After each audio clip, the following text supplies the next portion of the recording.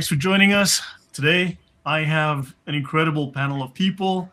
We've got Paul Ellis, we have Dr. Robert Kerr, we have Odon LaFontaine, we have Mal from Islamic Origins, we have Usama Darkwing Duck, myself, and of course, JC the Quranic Endgame, and we are waiting for Dr. Jay Smith to join us.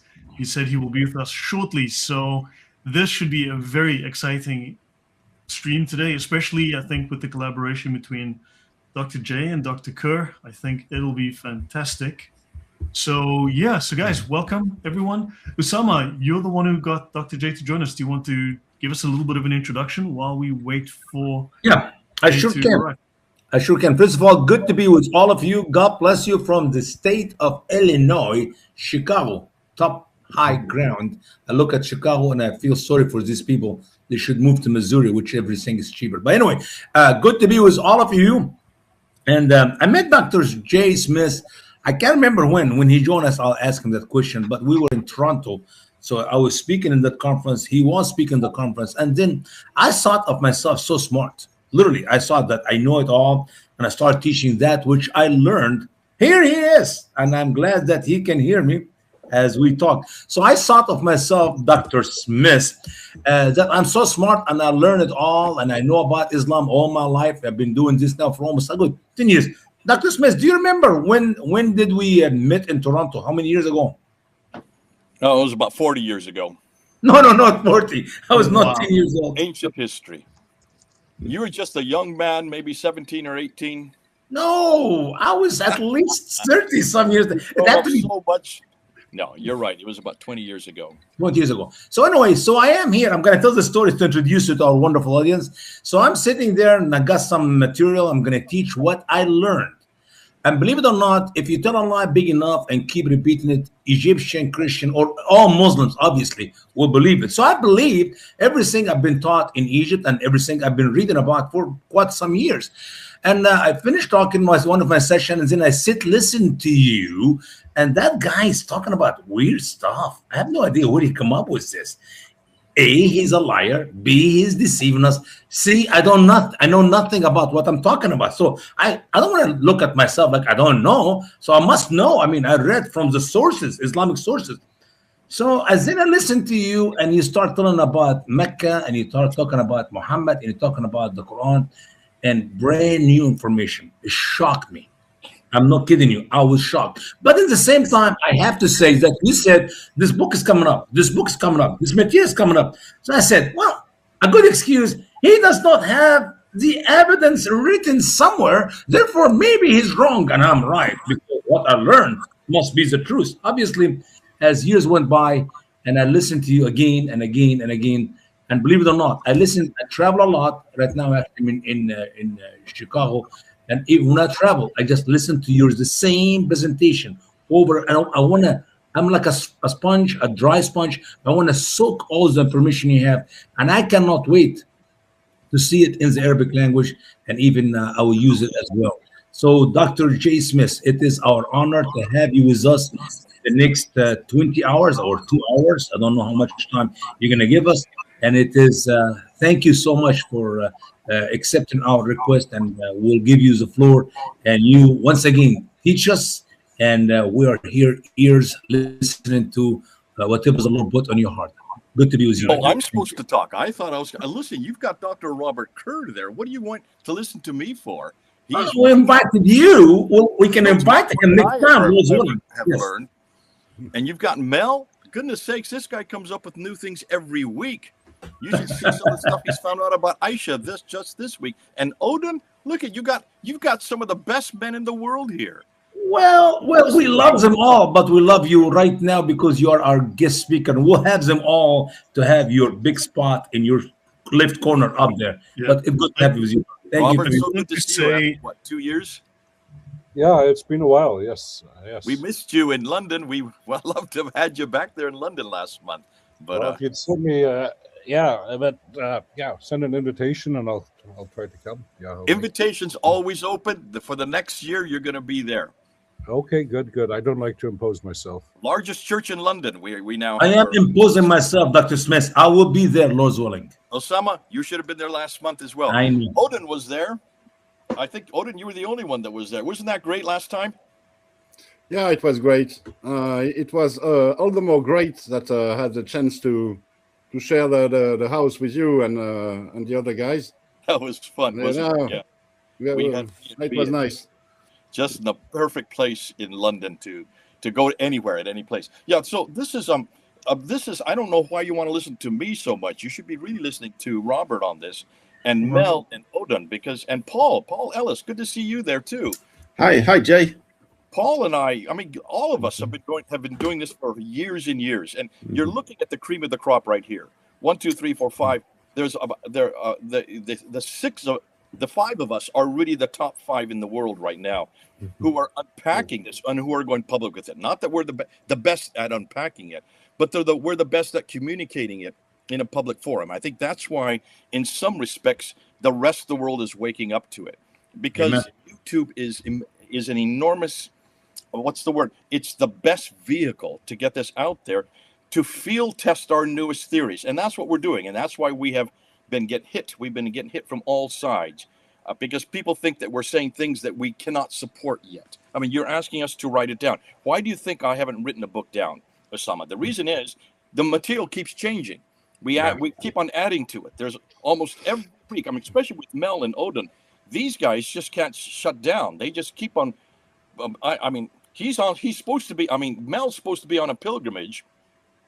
And even on a pilgrimage, he's putting together all this new material that he keeps coming across because he keeps his antenna up. And then he even has time to put a great little video together on North by Northwest. That was a great little video, Mel. But you had the wrong ending. The ending should have been you at the finding the key you've been looking for and having a beer and sitting down at a table and winking at the audience. That'll be your next. To explain for the audience, I was filming myself with a drone that was like swooping down like the movie North by Northwest. But, trying to attack him from all sides, and finally he gets to his goal. Now, I mean, I don't want to say too much, Usama. Maybe what I'm going to do is pick the minds of these guys that you have here and have them say. So I'm going to throw things out and see what they say about this. Because what we're doing is we're looking at 3 things. We're looking at one book, one man, and one place. The book, the man, and the place. That's it. We're just looking at those, and we're not saying that we know the answer yet.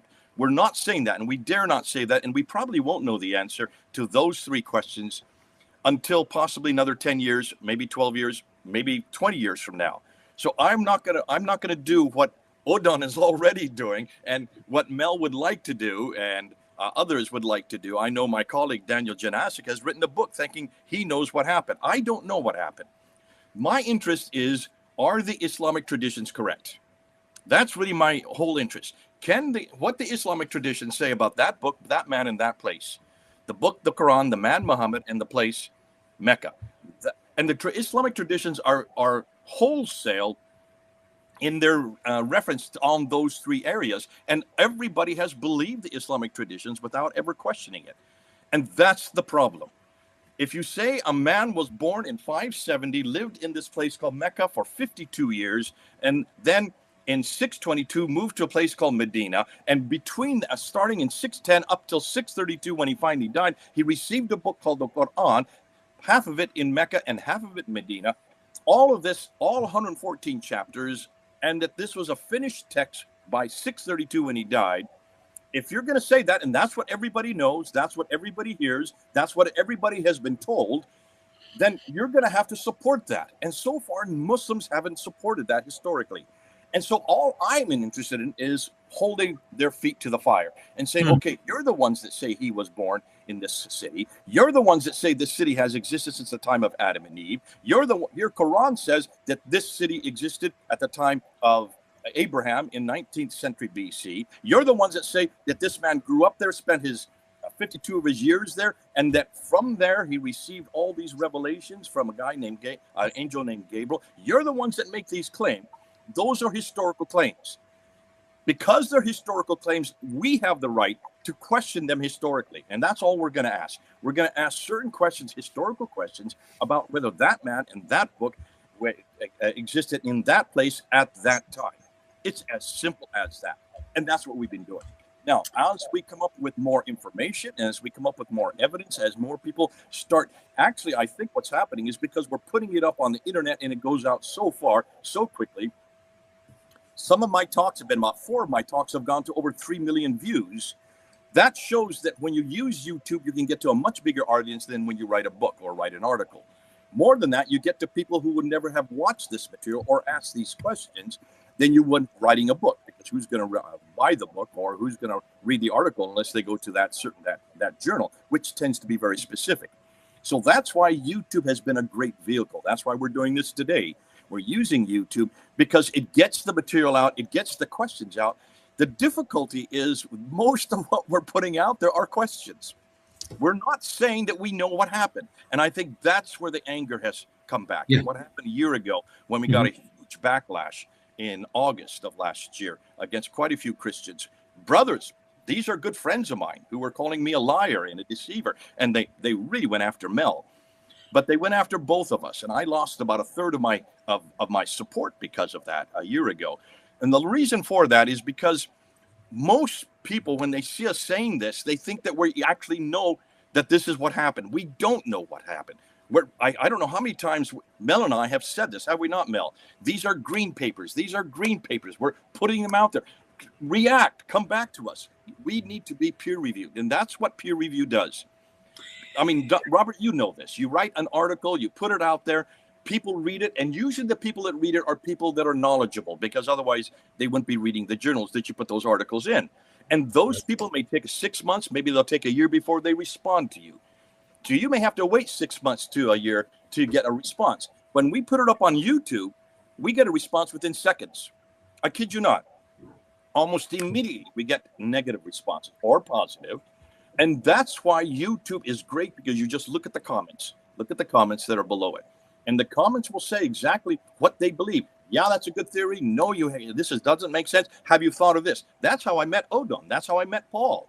And really, that's how, well, no, I met Mel before that because we were together at Speaker's Corner. If I can throw something out there, Dr. J, one, we're very grateful you're here. Two, when the controversy happened with yourself on this channel and amongst the panel that we have here, everyone supported you. We're all very grateful for your work. We're all very supportive of what you do. Could somebody explain to me what happened? I'm a bit in a moment, just in one moment, and then just finally, my final point is, 10 years ago, Dr. J, you and Hartoon, who was on the channel recently, she did a fantastic presentation.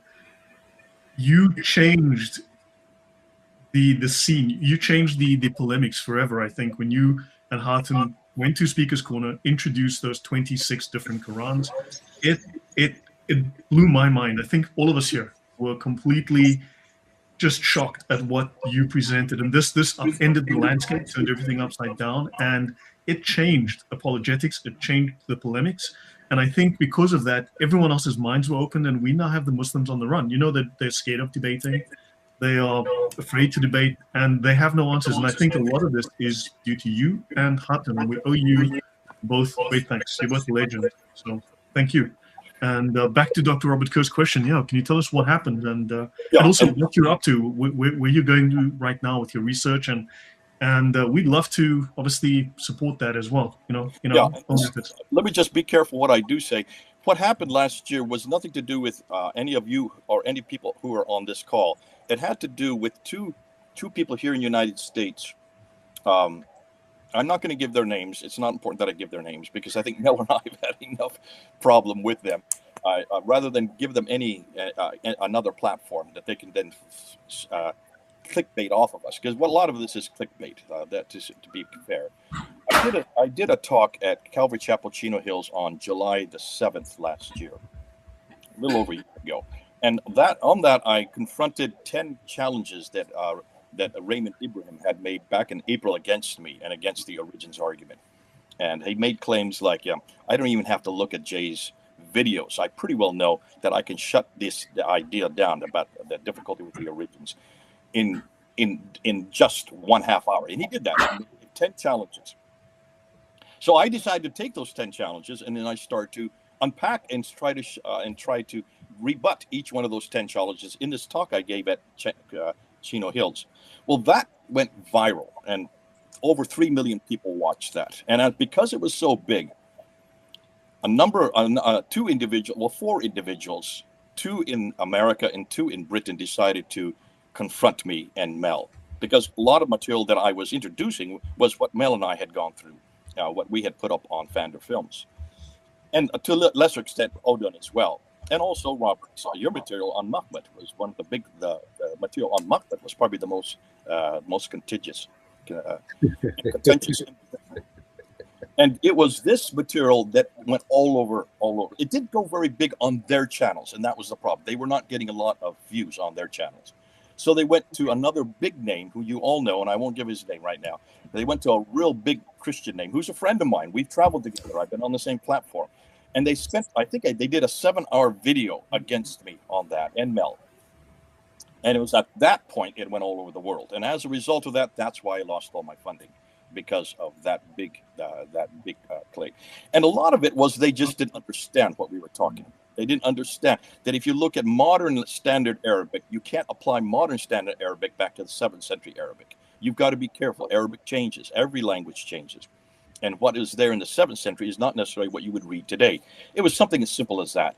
And they were also making the claims that if you make these claims as a Christian and you're proving to be a fool, this is every Arab looking at you will see that you're an idiot. That means all of us are going to look as idiots, and that's going to do a disservice to the kingdom of God. That was really their premise.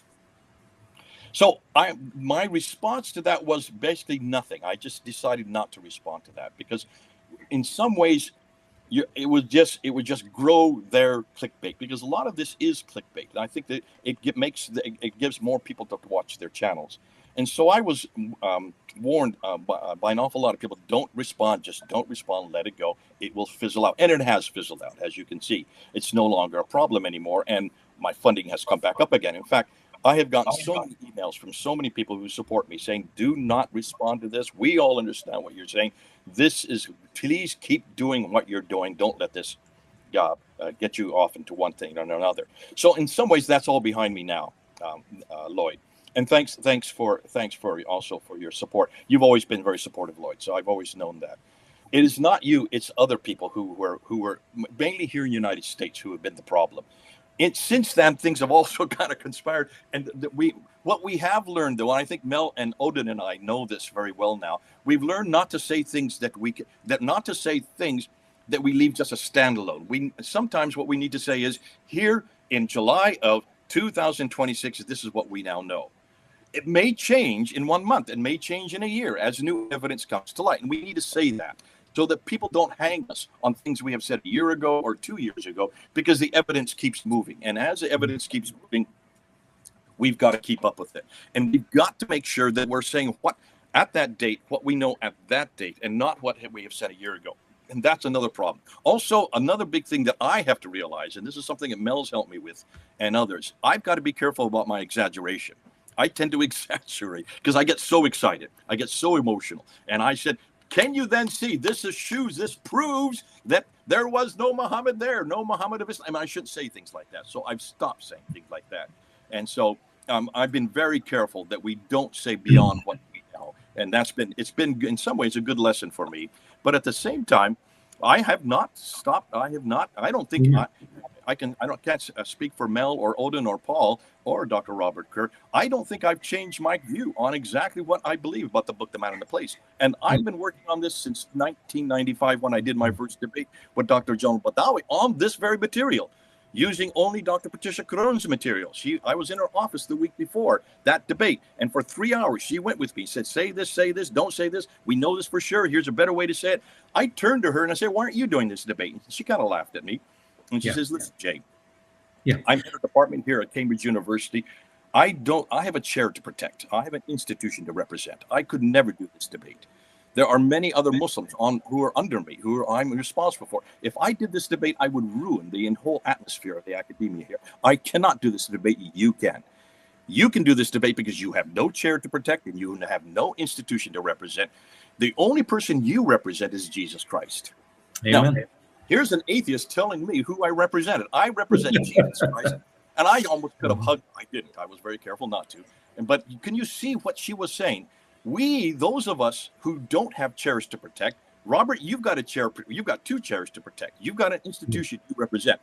I do. Well, I do have an institution. Yes, I do. But then my institution wants me to do this. And they're very clear that my need to continue, keep pushing the bucket, keep pushing the boundary, and making sure that what we now know is going to destroy Islam. This material that we have found in the last 10 years, I don't think we have, I mean, what I have now and what I started with 45 years ago, it's like night and day. I wish I was your age, Mel and Odon and Lloyd.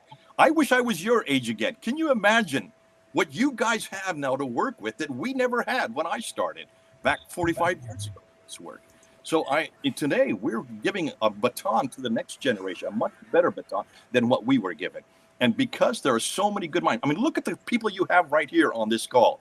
You've got some of the best minds in the world right now on this call. 5 of the best that I know of. And because of that, we are the ones who are passing on to our next generation, who are much quicker. They're faster.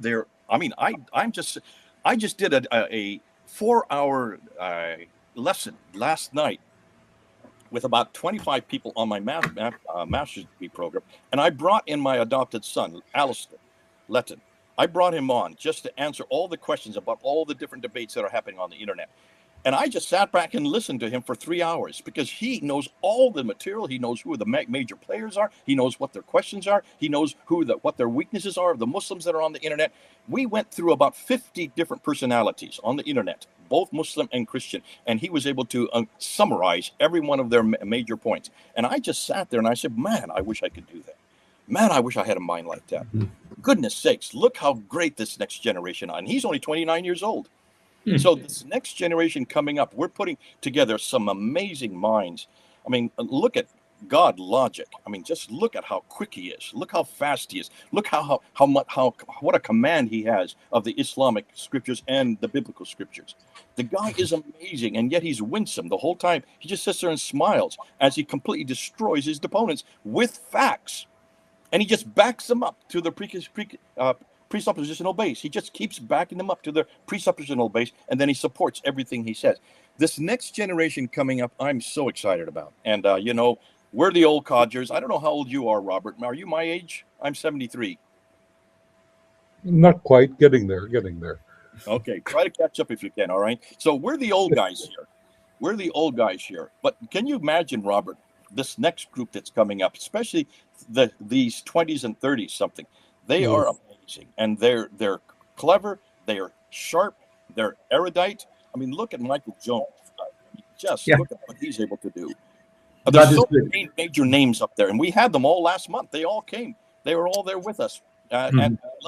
God Logic was there. Michael Jones was there. We didn't have David Wood because he's not permitted to come into Britain because of his prison background. Anybody that's been in prison can't come. So unfortunately, we didn't have him there. But we had Odon there. I mean, Odon, your mind, what you're able to come out with. And the fact that you have such a good command of English now, that you're able to communicate it in our language, God bless you for all that you're doing. And of course, Mel, I can't say enough about Mel because he just keeps surprising me almost every week with something new. Yeah, it's amazing. We have a great legacy that we've come from. But what a legacy we're leaving for the next generation. A quick comment, Dr. Smith. When you talked about you lost some of your people, it just took me back to John 6:66, when Jesus, our Lord and our Savior, lost a big crowd of his disciples. And I believe the only reason they walk away from him because he spoke the truth. And the truth was hard to be swallowed or to be accepted. So I take this as a badge of honor that you lost some people. And guess what? They turn around and come back. And you are gaining more people who will do a great influence, as you just said, for the future and to come. But in Islam, as you know, we're not supposed to ask. And the problem is the Christians who are challenging you of your new commands and new teachings do not understand the mind of the Muslims, that in Islam, you don't ask, period. It's impossible to ask. And if we let these Muslims answer your challenges, there is no answer. But now I see some Christians, I saw some of this video, who are challenging you by giving an answer. And to be honest with you, Muslims do not have any evidence whatsoever about your big three question, the place and the man and the book. It does not, there's no answer, period. Anyway, that's my quick comment. comment here. Dr. Kerr, do you have anything you'd like to ask or add? Because with you and Dr. J, you guys are obviously like at an elite level. So anything you'd like to add?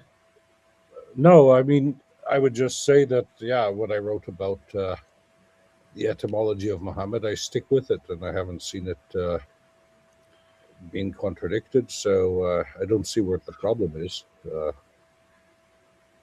I think the problem, Dr. Robert Kerr, is not many people can read your material and understand it. You are so erudite and you're so academic. You almost have to have a degree to understand the way you pose and you put your material out there, because you are writing for the other academics. And the vast majority of people who are going to your articles, they walk away saying, what did he say? Because they're not, because in some ways we need to dumb it down for you because you're too intellectual. No, I would say it's a multi-stage rocket with, that you need to do the serious work with the sources, and then somebody else needs to come and distill something understandable from that. You need to present the evidence somewhere, and the article is the best place for that still. Yeah. But to popularize it, I concur that, we had a debate with Odon in Paris a few weeks ago, and some of the stuff in his book in MECCA also, he quoted one or two of my articles, I think, and but he made it a bit more understandable for the, for normal people, which is good, but. When you present the evidence, you have to present an argument, and based on that, you can popularize. So it's a multi-stage rocket, I believe. But Robert, if I may, your research on Muhammad Mahmad, the paper you wrote, it's in French, and so alas, most people don't read French, and maybe you should have it translated. Or just give me the original paper, and I will translate it into English. Okay. Yes. Okay. We have AI for that, and we can have the AI also simplify it and present it here. No, not on this specific paper, because on the way you published it on your academia.edu page, you didn't publish it as a PDF file, but as a picture.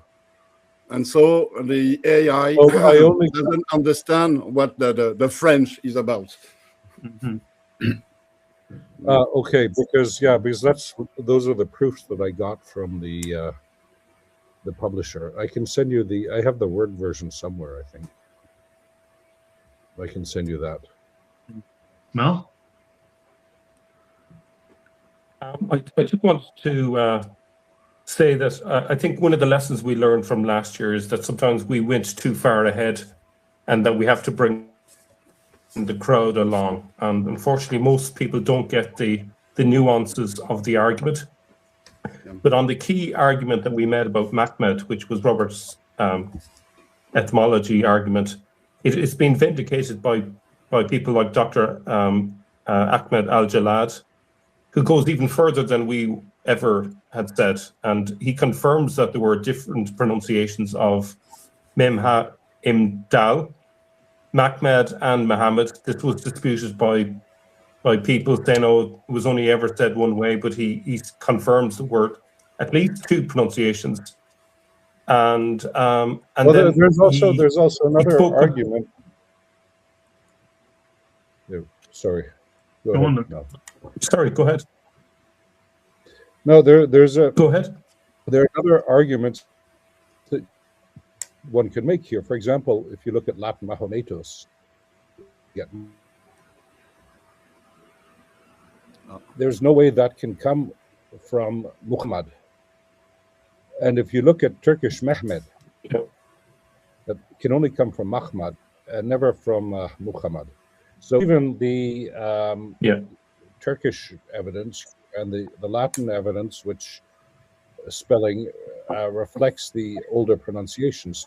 So, with Mahometus, you can only come from Mahmad, and you need to take the sound changes in later, Latin on its way to becoming Romance. Yeah, and this is why, in some ways, the other thing that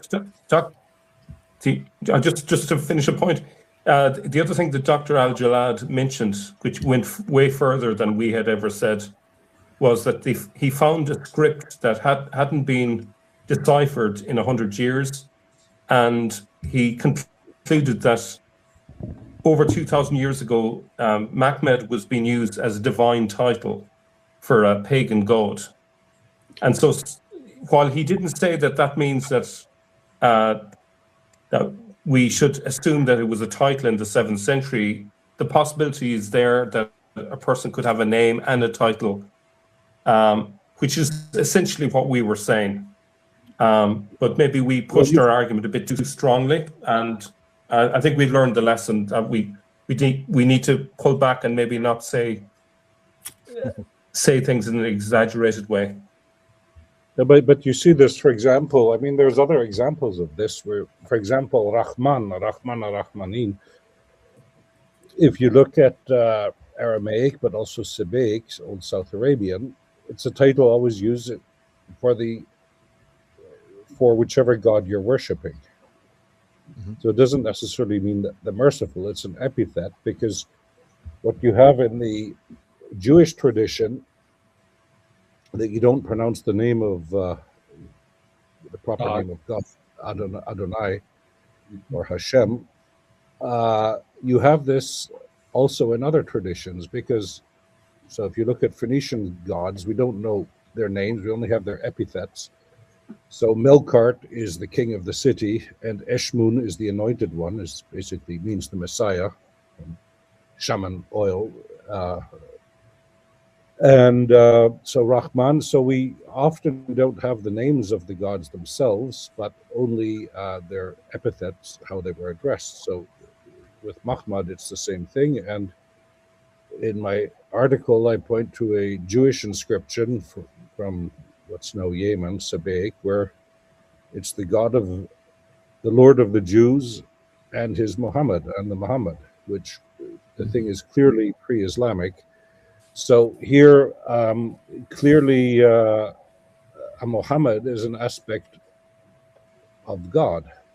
So which aspect we can debate. I think the important thing to remember in such debates, though, is one cannot prove a negative. So you can't prove that something never was. So you can say that what do we know about Muhammad from contemporary sources? Nearly nothing, except nothing. So I remember you have here, if you just bear with me, it's under a pile of books. But Odon will know this famous work, a 2-volume French book, Le Mohammed des Historiens. Yeah, Mohammed of the Historians. And it was edited by a dear colleague, Amir Mouazi. But he basically says that we know that Muhammad wasn't originally called Muhammad. He didn't come from Mecca. And everything that we know about him, we can fit on half a page of paper.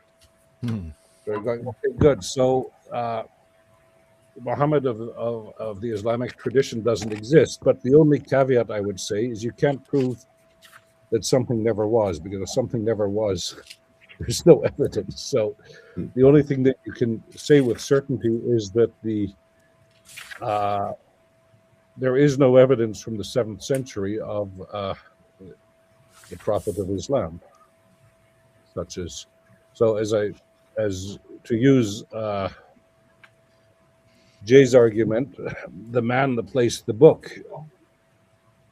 Well, neither of those they fly like ostriches with lead boots.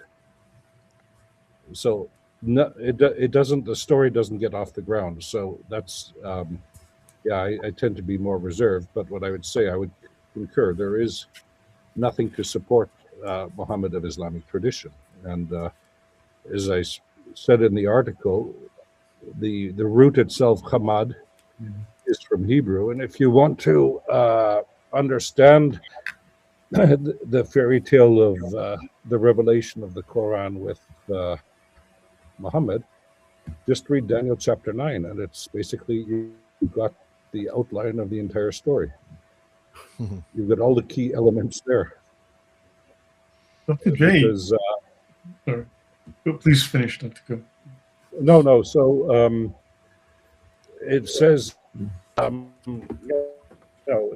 Daniel 9, but also in Daniel 11, it said, you are Muhammad, or you are Hamad in Hebrew, which basically you are the Muhammad is. It's usually translated as dearly beloved or something in the Hebrew. But so you've got the backbone of this story already in Daniel 9. And this is where we also find the source of the seal of the prophets. So it's too much to be a coincidence. Yeah, but the fourth thing that's connected with the place is the milieu. And I think this is the big one. Very often people ignore the milieu and don't realize that if you are talking about Mecca in a desert where there's no culture, there's no possibility of having access to books and libraries and so forth, and you have a Quran which has all of these literary references which are consistent with, say, for example, the Fertile Crescent, then that in itself is an argument that the story is different to the one that we've received. Well, the point is, if you read the Quran closely, you see it is largely a Christological polemic. Yeah. And this is the problem with the Quran coming from Mecca, because outside of within the Roman Empire, you had the imperial orthodoxy. But look, for example, the Arians, the Nestorians, they, after they got banished, the Council of Nicaea, they quit the Roman Empire, they crossed the Euphrates, and they had a great career all the way to China. And so outside of the Roman Empire, my apologies, why would you need such a polemic? And as you said, with the books, so the Islamic tradition goes out of the way to say this, but well, then how do you explain the intertextuality? So I just want to get back to Dr. J, because I know he wanted to add something earlier. Well, my apologies. I'm paid to speak too much. No, this is actually very interesting, and I wish we could do just a program on what you're just bringing up, Dr. Kerr. Mel and you need to really unpack the Mahmud argument for everybody, and have something. See, what people don't realize is you speak and read and write 10 languages. Do you not? It's been stated that, yes. Yeah, okay. I know you're too humble to say it yourself, so we have to say it for you. None of us have that capacity. You are responsible for 2 different institutions, one in German, one in French, in Belgium, and yet people question your ability to go back and read these writings. And this is why we need someone of your caliber. You're the bottom stage. You're the booster. You're the one that actually does the hard work of picking, reading these archaic pieces of literature, unpacking them, translating them, and helping us understand them. Our job, we're the next stage, is to take that and make it so it's palatable so that people can understand it, the lay people can understand it. And my job is to go into large venues and getting this out so millions can hear it and see it. So you're right. It's like a 3-booster rocket. And that's why you're so invaluable. And that's why you're the biggest part of the rocket, because you do the heavy lifting that gets the rest of us going where we can do. We're totally dependent on your research, not just you, others as well, but people of your caliber. We just do our duty. And no, but to go back, because the problem is with the Quran, it's a 3-step argument one can make against Mecca and Medina. You can talk about the contents. So, for example, if when you read the Quran, with the Straflegenden, what do you call that in English? The punishment stories and what have you, you don't really get the sense that the book reads as a revelation, or as you read a prophetic book of the Hebrew Bible, the Old Testament, it's different. But then if you look, for example, at Surat Maryam, Surat 19, with the birth story of Jesus, well, it's based on apocryphal gospels. So how does this become a revelation? And then if you take something as Surat Al-Qaf, the Surah of the Caves, Surah 18, which comes from Syriac literature, so Jacob of Sarug and what have you. So why would you need to reveal the story of the seven sleepers? Because it's already a popular tale. So then with the Christological polemics, it makes no sense in Mecca, because so even if it were a city, a big city, as per Islamic legend, who would really care? And it makes no sense. But secondly, as I pointed out elsewhere, if the Quran had been revealed in Mecca and or Medina, it would have been in a different Semitic language with a different writing system. It would have been in ancient North Arabic, which is related to See your point. system, which would not have diacritical signs, and it would have been in a different Semitic language and not in what's become classical Arabic.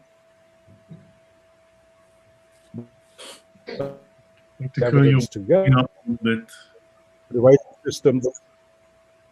Pardon? You're breaking up a little bit. Hello? Your signal cutting in and out. Okay, am I there again? Yeah, just it's cuts in and out and lose you sometimes. Okay, yeah. So if you take the contents, the writing system, and the language, it all points to northeastern Syria. Yeah. Quickly, if you don't mind, I'd like to make a statement here about the history of the stories of the Quran.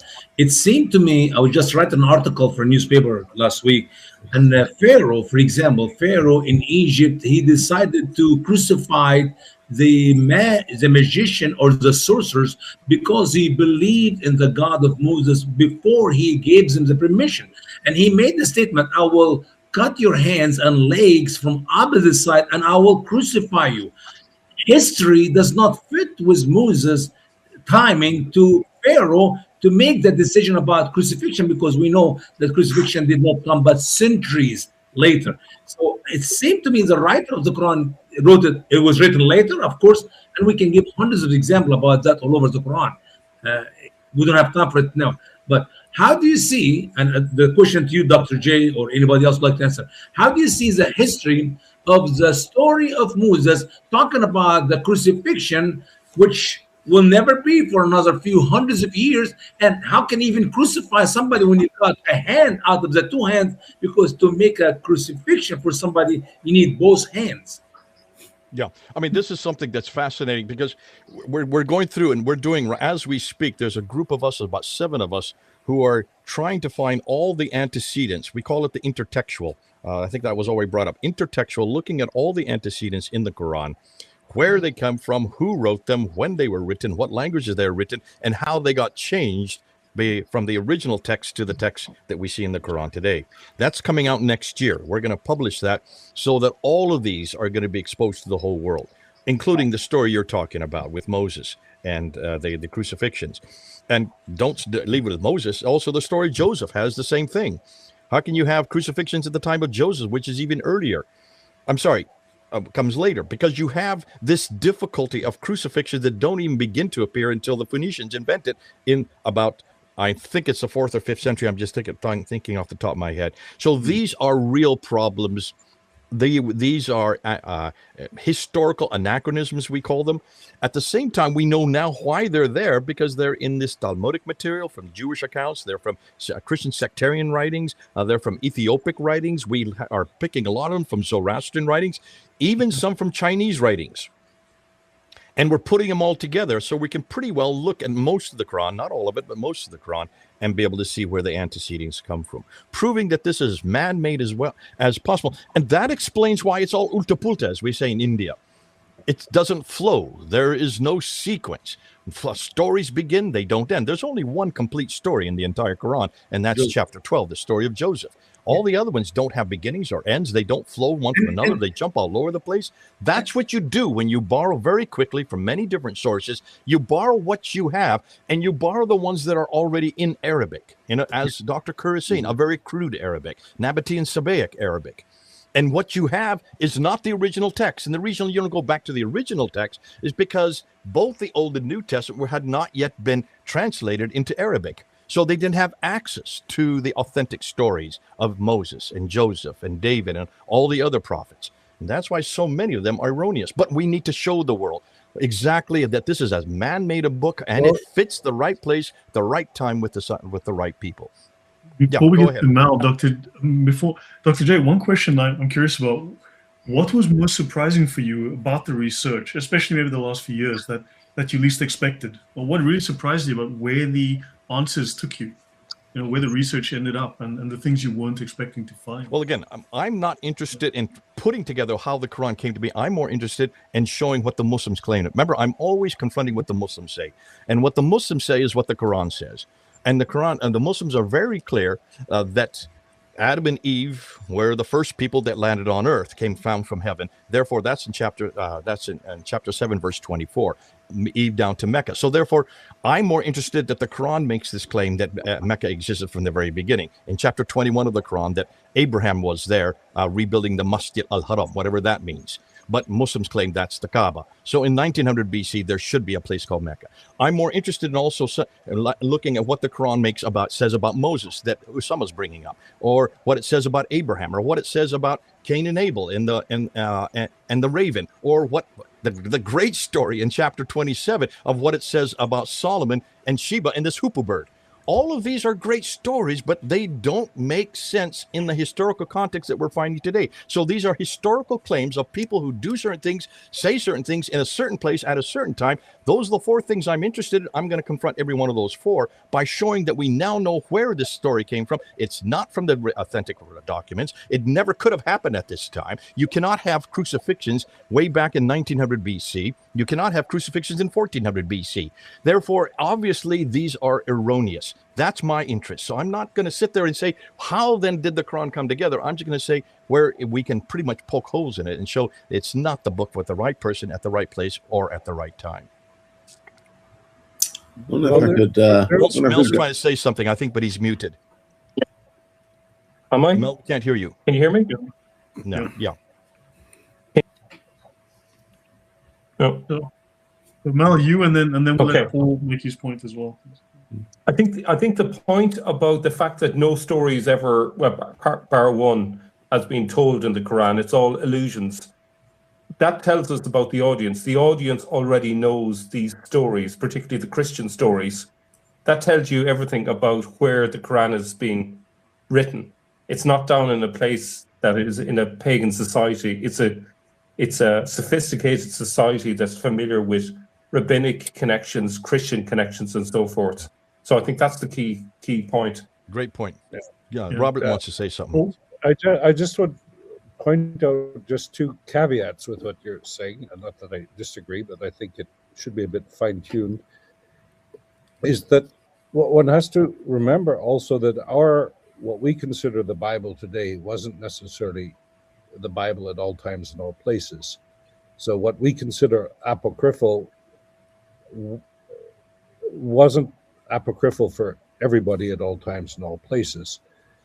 And also, when you read the texts, we now make these clear-cut distinctions between Jews and Karaites and different flavors of Christianity and different flavors of Islam. But when you read the text from the period, you see that people are reading each other's stories. For example, if you read Sacha Gaon's Arabic translation of the Bible from the 9th century, you see that with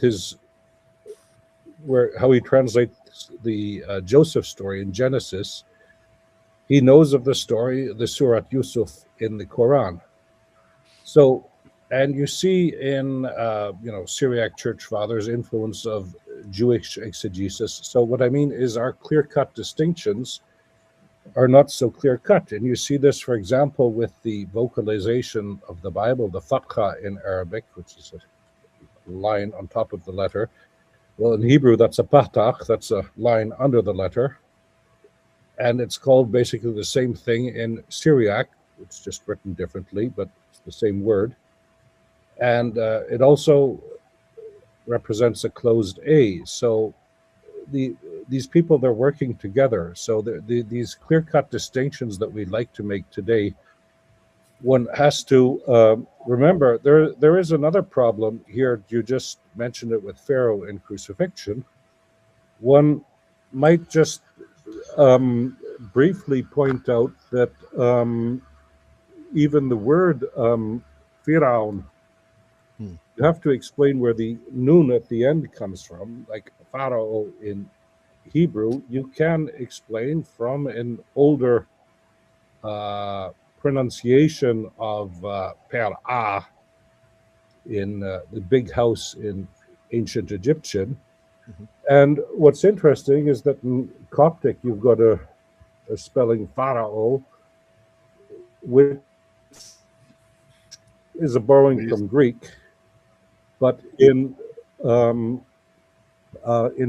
Coptic, Pharaoh becomes Uru or Uro, and in Sahidic Coptic it becomes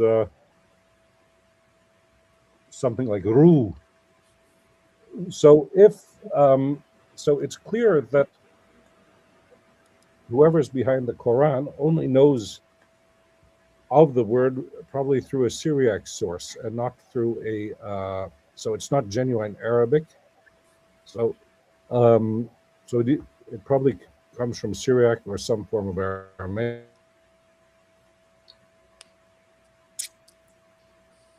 So they have. Are your internet breaking up again, Dr. Yeah, but it is a quick comment. Here is a quick comment. All the stories of the Quran we cannot understand, and the best of the Quran, as you said, Dr. J. Smith, it is the story of Joseph, and we have done this. Me and brother Lloyd here, and we ask over 100 questions. I mean, they're simple questions, and you could not find the answer for these questions in the verses of the Quran. You have to go back to the Genesis account to understand who is that, or whatever Allah is saying in the Quran about these 100+ verses. Plus, obviously, is the solid error. Joseph Mama came to Egypt. You could not come up with this by reading the Bible. I don't know where the writer of the Quran come up with this. But I want to ask another question, Dr. Smith. But let me just back on that. We can answer them. That's the great thing. I mean, the story of Cain and Abel and the raven, that comes straight out of the Targum of Jonathan ben Uzziah, written in the 2nd century AD. The story of Abraham going into the Masjid al-Haram and destroying all the idols and then being thrown into a fiery pit. That's not in our Bible, but that comes from the Mishnah of Rabbah, again, written in the 2nd century. The story of Solomon and Sheba and the hoopoe bird, and it talking to birds, and so is the Sheba able to talk to birds. That comes from the 2nd Targum of Esther. So we do know the sources, we know the dates, we know when they were written. They were all written after the Bible had already been canonized. Yeah, so that's why you're making my point. You're making my point. That's why it's such a good material to use with Muslims. When you show this is just borrowing, and we know who you borrow from. Exactly. So we don't have answer from the Quran, but you have answer from somewhere else. If it's not the Talmud or Mishnah or Midrash, it's some other books, but not the Quran. Does not give an answer. But here's my question to you. I don't know if you have heard that question before or not, but something I've been challenged with. When I go to Al-Jalalain interpretation, he's the only guy who come up with. He will tell you at verse 1 of every one of these chapters of the Quran or surahs of the Quran that this is a Mecci or this is a Medini. I can understand that the Quran was written in the first portion of it in Mecca, the first 13 years of the life of Muhammad, claiming to be a prophet, and then he moved to Yathrib, which he changed to Medina, and he wrote the rest of the Quran, which is Medini chapters. But here's the problem with Al-Jalalain. He would tell you this is a Mecca chapter, except, and he give you a few verses are Medini. That's fine, because Muhammad added to it later, if this is the narrative of the Muslims. But what about the Medini chapters, which have Mecca verses? How in the world Muhammad was able to go back to Mecca when we know that 8 and 9, according to the scholars of Islam, are the last two chapters written in the Quran? How in the world Muhammad add Mecca verses to Medini chapters? Have you ever heard that question, and what is your answer? Well, that's a perennial question that comes up it's been around for years, and I'm sure Dr. Kerr can answer better than I. What I usually say for that is, first and foremost, you're assuming that Muhammad received this. Yeah. That's your first assumption. I'm going to dispense with that. I don't think Muhammad, whoever he is, had anything to do with this. You assume that it was. If he ever was. If he ever existed. Thank you for saying that, Dr. Kerr. You're assuming also that he was responsible for even putting the Quran together in its present form, when we know that he died before it was even written down.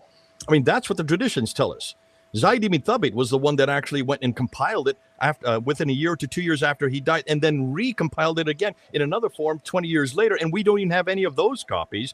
And we know that it was accreted and deleted and changed, manipulated 7 different times. There's been 7 different canonizations of the Quran. So why are you claiming that Muhammad had anything to do with this? That's the first problem. Secondly, as to where and whether or not it's Mecca and Medina, and who do you think made that distinction? Whoever put the Quran together, remember, by the time of John of Damascus in 730, he's referring to 4 different books at that time: the Book of the Cow, the Book of the Women, the Book of the Table, and the Book of the Camel. 4 books. There should have been 114 of them. So why only 4 as late as 730? So if it wasn't even complete by that time, then you're going to say that this had to do with an awful lot later. So Jalalain, when did he write? Well, you have been told he's a 9th or 10th century. Show me his documents. Show me his manuscripts. We don't have anything before the 11th century. So you're going to much of this decision happened after the 11th century. That's 400 years after the fact. Whoa. So don't give credit to Muhammad for this. Better give credit to the people who actually then compiled the Quran. And they were the ones that decided what was Mecca and Medina. And they made mistakes here and there, like men do and women do. And so that's why you have a little bit of a Mecca within Medina and some Medina within Mecca. Well, there is another problem. But so first of all, with John of Damascus, Mel's is going to know what I'm going to say, I believe. Is that if you look at the critical Greek editions and not the old translations, you see that his book on heresies is usually regarded as not by John of Damascus, and the last heresy, the heresy of the Ismailites, is even later. It's an addition to an addition. So we're probably in the early 10th century with John of Damascus. So there is the idea that it relates to the period of John of Damascus, I'm not convinced of. It's at least a century and a half later. And Mel had a funny way of proving me right. He didn't believe me, but he asked AI, and I can't remember what AI told you there, Mel. I got it to analyze the text and compare it with the rest of his writing, and said it was totally different style, different type of wording. That's what I told you. That's what I told you after having spent years and years reading John of Damascus in Greek, not just his book on heresies. Yeah. May I attend when you are done? Paul wanted to ask a question. Paul, can you maybe make your comment? Yeah. Hi. First of all, it's great to speak to you again, Jay. It's been quite a long time. I kind of I'd like to slightly disagree politely with Robert's observation from about sort of half an hour or so ago, where he said you can't prove a negative, because it seems to me, Jay, that you disproved, you proved that there was no Mecca, or at least anything remotely like Mecca in existence, and you did that well over 10 years ago. Because when I first started getting interested in this topic, which was about 10 years ago, one of the first and most persuasive sources I looked at was some of your videos disproving the traditional narrative of Mecca. That it's just simply not possible that there could have been a city there that nobody visited, nobody wrote about, and had no agriculture, had no water, was on a trade route, but nobody actually seemed to trade anything. The people went to the caravans for rest, but there was no fruit or vegetation or anything there to give them sustenance. They had this pilgrimage site, but nobody really seemed to know anything about it. You proved. Oh yeah, and of course the great trading city and pilgrimage city where nobody ever dropped a coin, or nobody, there's no bones, there's no bits of pottery, there's absolutely zero physical evidence. So I think, for my mind, Jay, you proved that there was no Mecca, and you did this a long time ago. Can I just interrupt, Paul, just quickly? Okay. I think we're talking. What I said was merely that I concur. The evidence for Mecca, I've also written on this, but is zilch, and the evidence for Muhammad, for the Islamic tradition, is zilch. My only point was, you can't, if something never was, you can't prove scientifically that something never was. You can, as I said, you can prove that this. How do you prove that there was or was not a prophet? That was my only point. So I agree with Mecca and the Islamic tradition being ahistorical completely. That wasn't the point I was trying to make. I was just trying to say with Muhammad, you can't, who knows, there might have been somebody, but there's no evidence to support it, but that doesn't, so all that we have is the absence of evidence, which makes the Islamic narrative impossible. That was my only point. Okay. It makes it really helpful when the Muslims help you out on this as well. So back in the 28th of July last year, a year ago, when asked why is it that the entire Western academia has discredited the Islamic or the Hadith traditions or the Hadith sciences because of their dependency on Isnad. When he was asked, Dr. Shabir Ali was asked on his show by his daughter, he says, listen, we don't have to worry about Western historical criticism. We don't have to worry about the Western edifice. We pretty well know that we can trust what Muhammad said and did, even though it goes through 5 generations of Isnad, because those who were there, the Sahaba and the Tabi'un, the second generation, they were absolutely pure. They never lied. And because they were absolutely pure and never lied, we could trust them. So when she asked, well, how many are you talking about? How many Sahaba were there with Muhammad? He said 120,000. Now stop and think that through. I just started clapping. I say, Dr. Shabir, you've just done us a great favor. 120,000 Sahaba surrounding Muhammad, listening to what he said, watching what he did. They never wrote anything down. They all had wives. That puts it double that number. What about the people that weren't the Sahaba? What about all the tradesmen? What about all the people who were the soldiers and the sweepers and all the keepers and everybody else? You're saying that in Mecca there were 500,000 people. That's about the size of Las Vegas, and no one's heard about this place. It's the size of Las Vegas. You have just basically walked into a trap. Thank you. All I have to do is quote you now and say we're talking about a city of about 500,000, and no one's ever heard of it at that time that Muhammad died in 632. So in some ways, just let the Muslims walk into this trap and you just need to quote them from here on out. So with Mecca out of the way, here comes the next problem. Who cares what Muhammad you find? If he's not from that city that didn't exist, what Muhammad are you talking about? And who cares what Quran you find? I don't care what manuscripts you find. If they are not from that city that did not exist, we're not talking about the same Quran. And my job's done. Once you take out Mecca, you take out the other two. The three, they stand and fall together. I concur. Yeah. I think my question that I was trying to build up to was, when you say, Jay, my job is done. But clearly your job isn't done, because you've still got plenty of life in you, and there's still a lot of people out there who we haven't reached and who don't, there's a lot more work to be done.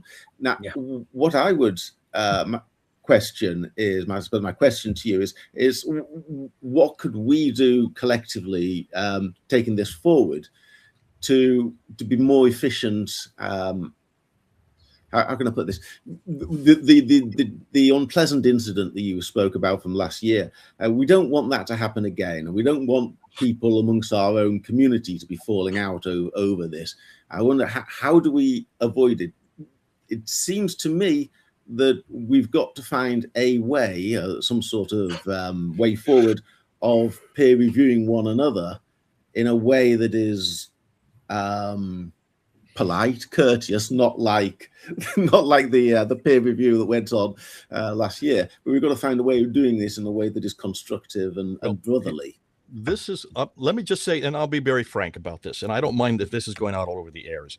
One of the big problems I'm having is I'm a Protestant, evangelical Protestant.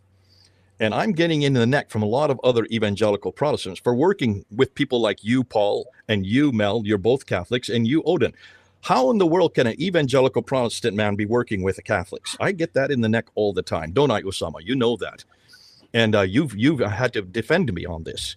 Sure. And I'm getting fed up with evangelical Protestants for not realizing, cannot see the forest for the trees. I'm not asking Odon or Mel or Paul to be evangelical Protestants. I'm asking them to do the research and feed us the material, because what Robert's doing, what Odin's doing, what Mel's doing, what you're doing, Paul, I can't do. I don't have your gifts. I don't have your language acquisitions. I don't know where where he gets the energy to keep coming up with such new material. I mean, almost 3 days don't go by when he's sending me something new. And don't you see the common trait, Jay? We need to keep talking together, and we need to make sure that we continue to communicate together. Because those of us who actually communicated on the internet in a big way, we need you guys to keep doing your research. We're going to do that. We're going to be the ones that do it publicly, and we're the ones that get it in the neck. You're not going to get it in the neck. We're going to get it in the neck. I don't mind that. I'm used to fighting. I've been doing it for 45 years. I'm used to being lambasted. But for those who are listening out there, if you're evangelical Protestants, please help us in the evangelical world to stop this criticism and stop this idea that somehow we're being too ecumenical. And if we're being ecumenical, we need to stop it because this is not pleasing to Jesus Christ. It absolutely is pleasing to Jesus Christ that we work with the Catholics. I work with the Copts. I work with, listen, I just did a series with the Russian Orthodox. I work with the Jews. I'm going to be working with Hindus next. So I have to work with those who run with me, because Islam is growing too fast. It's becoming too powerful. We need to shut it down, and I need all the help I can get, including my Catholic brothers and also Kerr. I don't know where you stand on this, Robert, but God bless you for what you're doing, and I'm not going to stop working with you guys and gals just because of the fact that you don't go to church with me. Yeah, and by the way, Dr. Smith, Muslims know that. They know how to bring division among us because that's the only way they can, in their head, to conquer us. Oh, it's amazing. I've been speaking in church, and I speak in all over churches. I'm a Baptist guy, but I don't. The Straight Way Bliss ministry have nothing to do with the Baptist. So I made my ministry. My wife, she wanted me ordained so badly by my own church in Florida. I said no. Thanks them for commissioning me, but I am not going to be ordained by a specific denomination name, because this ministry, it is to the Muslim and to the rest of the world. So Muslims will come to a church I'm speaking in, and I don't have to say what denomination is, and they don't ask me a question about what I talked about, or they don't ask me a question about something to do with Islam. No, they talk about what do you speak in tongue? Do you believe in this? They are so smart, Dr. Smith. They're there to ask a question to bring a division between me and the church which invited me to speak about Islam, and I never give them an inch. I never give an inch. So we have to be smart. We have to be wise. We have to be above them. Otherwise, they will bring the division. We have one Lord and one Savior. His name is Jesus Christ. We Christians, I don't care what denomination you go to, what church background you go to, we believe in the Bible is the perfect word of God. We believe Jesus Christ is the word of God who became flesh. He died on the cross. He rose again. He is. We believe in Trinity. And as I always say, if you don't believe in Trinity, you can call yourself Baptist or Catholic, but you're not. And so on. We have to have unity, and will not allow the Muslims to get between us to make that division. Very important. Odon wanted to make a point. If I can just let Odon mention his point, Mel. Yeah, but it's a bit out of context now. But I have something else to say. What you just said, Jay, about divisions among Christians. Actually, we are living closer and closer to the end times. It's obvious. And because of this, the Antichrist gets, or the Antichristic systems get more potent. And it becomes obvious that we have to choose either the Antichrist or Christ. And because of this, there is a sort of judgment call to be made. Do you want to join the Antichrist or do you refuse him? And this way, non-Christians and Christians from different denominations, because they refuse the Antichrist, they will join. And this is what you are experiencing with Jews, Hindus, atheists, and Christians from all these denominations. We have to make the judgment call. No. Yeah, not get distracted into eschatology and denominational divisions. I think it's somewhat off topic, perhaps, or rather just stick to the MECCA and the historical and bring things back to Islam, if I may. Dr. J, it's very nice to meet you at last and to speak with you for the first time. It's great to actually have you on the panel. Thank you for joining. Paul read my mind a moment ago when he said about proof, and from the comment that proving something that didn't exist scientifically, it's impossible. But that's actually the main problem with Islam, is proof is meant to be the inference to the best explanation based on the evidence available. And every day we're getting more and more evidence that the narrative is false. We're not getting evidence. This is for people watching. We are not people here just going through all of these ancient sources and finding Muhammad of the narrative everywhere and then pretending that's not there. We're going through the sources, and the more we go into them, the more we realize that the story is false. I mean, one might even say that the standard narrative has holes in it, and we are trying to find those holes. So if we define proof as let's put the evidence on the table, and then this will be what it happened, and I think we're pretty much there. We have the information, but I'll give this example. If you show to a Muslim the 37 or 39 different Qurans from Hatuntash, you show that to a Muslim, and then you show them hadith saying that whole surahs were lost and verses were lost, and then you show them the different qira'at and the works of Shadi Nasser, and you show them the works of Daniel Brubaker with edits, you show them all of that. The Muslim will still look at you and say, one book perfectly preserved to the letter. For us, this is proof. To them, they will look at all of the evidence and still claim the opposite. So the problem with proof is that when it comes to Islam, it looks like someone's feelings or opinions is proof, and it is not. So the more we are digging into these stories, like Usama said before, we see that the sources are later written. We have also discussed here on the channel things like the journey of of Abraham going with Hagar to Mecca, that not only that didn't happen, and no scholar would argue that it did, that the story evolved. They added the burak when they realized that the journey was too big. So we can actually prove all of the lies or lots of the lies that have been created in order to build a narrative. Some things are very simple, such as the book is completely in Arabic. If we show words that are not in Arabic, that they were actually from Syriac, Ge'ez, Hebrew, and so on, it's like, so your book is not in Arabic, people are lying to you. When we see verses that have been exegeted wrong, such as Surah 17, verse 1, nothing to do with Muhammad, it's all about Moses, but as if by miracle, we get a full story about Muhammad that matches that verse, which is about Moses. So if we put enough things on the table and say, okay, this is now proof, we have all of this evidence, and of course you can say, no, but the hadiths say otherwise, the hadith is not proof. So I think we are just bringing more and more evidence. We just need to find the way of putting enough of that evidence together to show the world and say, here you go, this is no longer evidence, it's proof, because the standard narrative just falls out of it. That would be my take. What do you think, Chetan? Shadi Nasser did a very interesting talk recently on another channel, and he acknowledged the fact that, yes, there are inscriptions about Muhammad and various things that go way back into the past. So that clearly they weren't innovated with Islam, but they come from the past, they're borrowings. And we can prove that just about every single story in Islam is a borrowing from Zoroastrianism, Judaism, apocryphal Christian writings, etc., etc.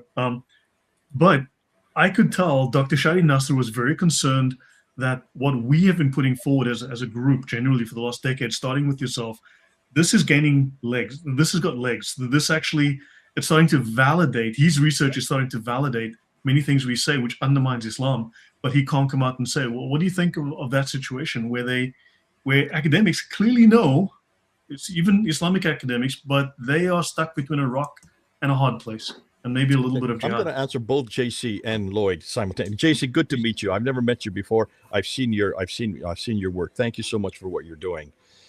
Let me answer JC. He said, and then I'll come to you, Lloyd. JC asked, what good does this do if they hear the evidence, but they still keep repeating the same old. It doesn't really change their minds. One of the things that we know, when I started at Speaker's Corner every Sunday in 1992, and I was there for 25 years, every Sunday that I was free, I was down there, and we always made a dictum. We always said, when we go to Speaker's Corner, you're going to get a lot of crowd around you. You're going to get many people who are going to be yelling and screaming. They're right next to the ladder. They're the ones who are going to try to get you off track. They're the ones who are the professionals, and they're paid to do this, to try to shut you down. Your job is not to take them on. Your job is not to worry about those Muslims in the front who are there to confuse you and to try to overpower you. Your job is to convince the crowd behind, the audience behind. And that's why I say to JC, yes, a lot of people who you're confronting and a lot of people who you're engaging, even the ones you're debating, you're not going to convince them. They're certainly not going to show that they're convinced, not in public, because it'd be too dangerous for them. It's the audience that you're trying to convince. And that's why I always say, whenever, like last month, when I had 20 different people get up on the ladder with me just to try out, see if they could do it. I said, remember, your job is to look at the camera. I'll take care of the people that can confront you. Let me do that. I've got a loud voice. You just concentrate on the camera, because it's the people who are going to see this, the tens of thousands who are going to see this around the world. They are the ones you have to convince. All right. And that's why I don't worry about a lot of the people, even when I'm engaging with them on a street-to-street basis, they will not be convinced. They just keep repeating it. But the audience can see. It's the audience can see. Wait a minute. Mr. Smith said something that completely shut down his argument. He's still not listening. And you can even say that to the audience. Have you noticed? I shut him down. I've shut his idea down. And yet he's still not responding. You can even make that point when you're doing this, especially in a live situation. We do it all the time. Now, to get to Lloyd's point, the thing of what was your point, Lloyd? Just remind me again. Even Islamic academics realize that we've pushed them to the point where they have to acknowledge our arguments, but they can't come out and say it, and it's obvious that they are stuck. No, this is good. This is good. Thanks, Lloyd, and thanks for bringing this up. I don't worry about the academics. Listen, I understood Patricia Caron's dilemma. She could not say this publicly because of the environment she was living in and she was teaching in. There's some things that Robert Kerr cannot say in public that we can, but he can write it in his articles, and he does. And that's why we take what Robert Kerr and we use him, because he is our bastion. He is our authority, because he has the pedigree. We don't have the pedigree that Robert has. And that's why we need to make sure that we keep reading Robert's new material, and we keep on. We're the loudspeakers that blast it out into the stratosphere so the whole world can hear it. Now, I'm not asking the academics to come to our conclusions. Good science is always teamwork, by the way. It is teamwork, but until you met us, Robert, we were kind of just struggling because we didn't have what you know, and we weren't able to go with what you know. But we're now, what I'm saying is we're now a team, so that this is all good. It happens. Yeah, but I'm not going to ask you to say what we're saying, nor am I going to ask you to come to conclusions like we come to conclusions. Mel and I, we come to conclusions way beyond quickly, and we say, isn't this mean? This means we can say this now about Muhammad, or we can say this now about Mecca. And that's where, as Mel's saying, we need to pull back because we are going much too quick with that. So I'm not worried about the academics right now, Lloyd. Let the academics they have to be protected. They have chairs to protect. They have institutions to represent. I don't need them to say what I'm saying. What I need them to do is to keep doing the research. Let us get the research and let us come to conclusions on it. And let us get it out so the whole world can hear it, so that the rest of the world, remember, it's the audience that I'm interested in. Because I want the audience to come to the same conclusions that I have come to, and that Mel has come to, and Paul and Robert and Odon have come to. And that is, The Islamic traditions just are not historically accurate. The Muhammad that they claim is just not there. The Quran that they're referring to that existed in 652, compiled by Uthman, just did not exist. And the city that they all are dependent on, that has been there since the time of Adam and Eve, just did not exist. That's all I want interested in. And the rest of the world is now catching on. And the reason they're catching on is because the academics are doing the hard work. We're just taking it and communicating it, and the audience is now hearing it. And the Muslims have no response to it. Have you noticed? The Muslims will not debate us on these three issues. Yep. Why aren't they debating us on these three issues? Because they don't have the evidence to support their claims. Right. So that's why we're in the driving seat. And after 45 years, it's nice to be in the driving seat for once. Because up till this point, up till 10 years ago, we were defense, defense, defense, defense. We had no offense. Now we're on the offense, and Muslims are struggling on the defense. Dr. Kerr, thank you. No, thank you, Jay. I concur. And as I said, it's a teamwork. We all, work hand in hand, and we all have our different duties. I just wanted to go back to a few things that were raised earlier. So it is funny. So even with the Arabic language, if you look at something simple like Ismail, how it's written in Arabic, where the name in Hebrew, Ishmael, it's pretty transparent, God heard. So from Shama in Arabic to hear, and Il or El in Hebrew to God heard, which makes sense from the story. But if you look how it's written in Arabic, it's not God heard. It's nothing. It's a transcription from Syriac. So there is clearly no Arabic tradition, because it's all of the biblical names are transcribed, usually from Syriac, but sometimes, like in the case of Yunus, which is odd, it's clearly from a Greek source. But then you have this funny problem that if the Quran is a prophecy, well, first of all, what's a prophet doing in the 7th century? It's a real life anachronism. There are no prophets as such in the 7th century. And secondly, if he were a prophet, why do we know so much about him? So if you want to write a biography, for example, take a Hebrew prophet, one of the big books, Ezekiel or Jeremiah or Isaiah, how much do we know about them? Nothing. Because we don't need to, because if one accepts the logic, prophets are chosen by God. Therefore, they don't need a biography. They're a mouthpiece. So why do we have so much here? And then we get to the question of the hadiths with the chain of transmitters. So it's even worse, because often cases when you read the isnads, you see that there was somebody who was a toddler when he heard Aisha narrate something. And then you hear nothing about the guy. I'm exaggerating a bit. I'm learning from Jay. But you hear nothing about the guy until he's 85 and about to die. And then he tells it to another toddler. And they're trying to shortcut the chain of transmission to as few narrators as possible. And the point is, for example, if you read the Talmud, so in the Talmud, everything basically goes back to Hillel and Gamliel. So, New Testament readers will know Gamliel, that was the teacher of Paul. And it's always Bishem, Bishem, Bishem, in the name of, in the name of, in the name of. But of course, and all of these, like in Islam, all of these rabbis who are in the Isnad, you could say, the Jewish Isnad, they all have biographies, but they're all rather stereotypical, and nobody actually believes it. They serve as a literary device, as transmitters. And what Jay was saying previously about the Meccan and the Medinan surahs, of course, this is total hogwash. There is no internal evidence in the Quran. So if you were going to do it, there are certain surahs that don't mention Allah. And those who know Old Testament criticism, there's the Elohist, the Yahwist, and the Priesterschrift and the what have you, the documentary hypothesis, I think it's called in English.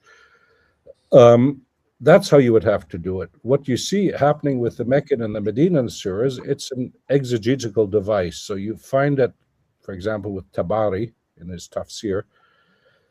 But the initial stage, not as asbab in the strict sense, you find in the sirat.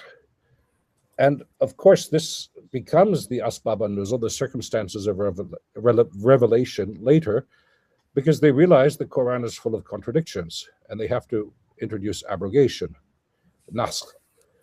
And so it becomes an exegetical device. They have to divide the surahs, and then they say, okay, good, all of these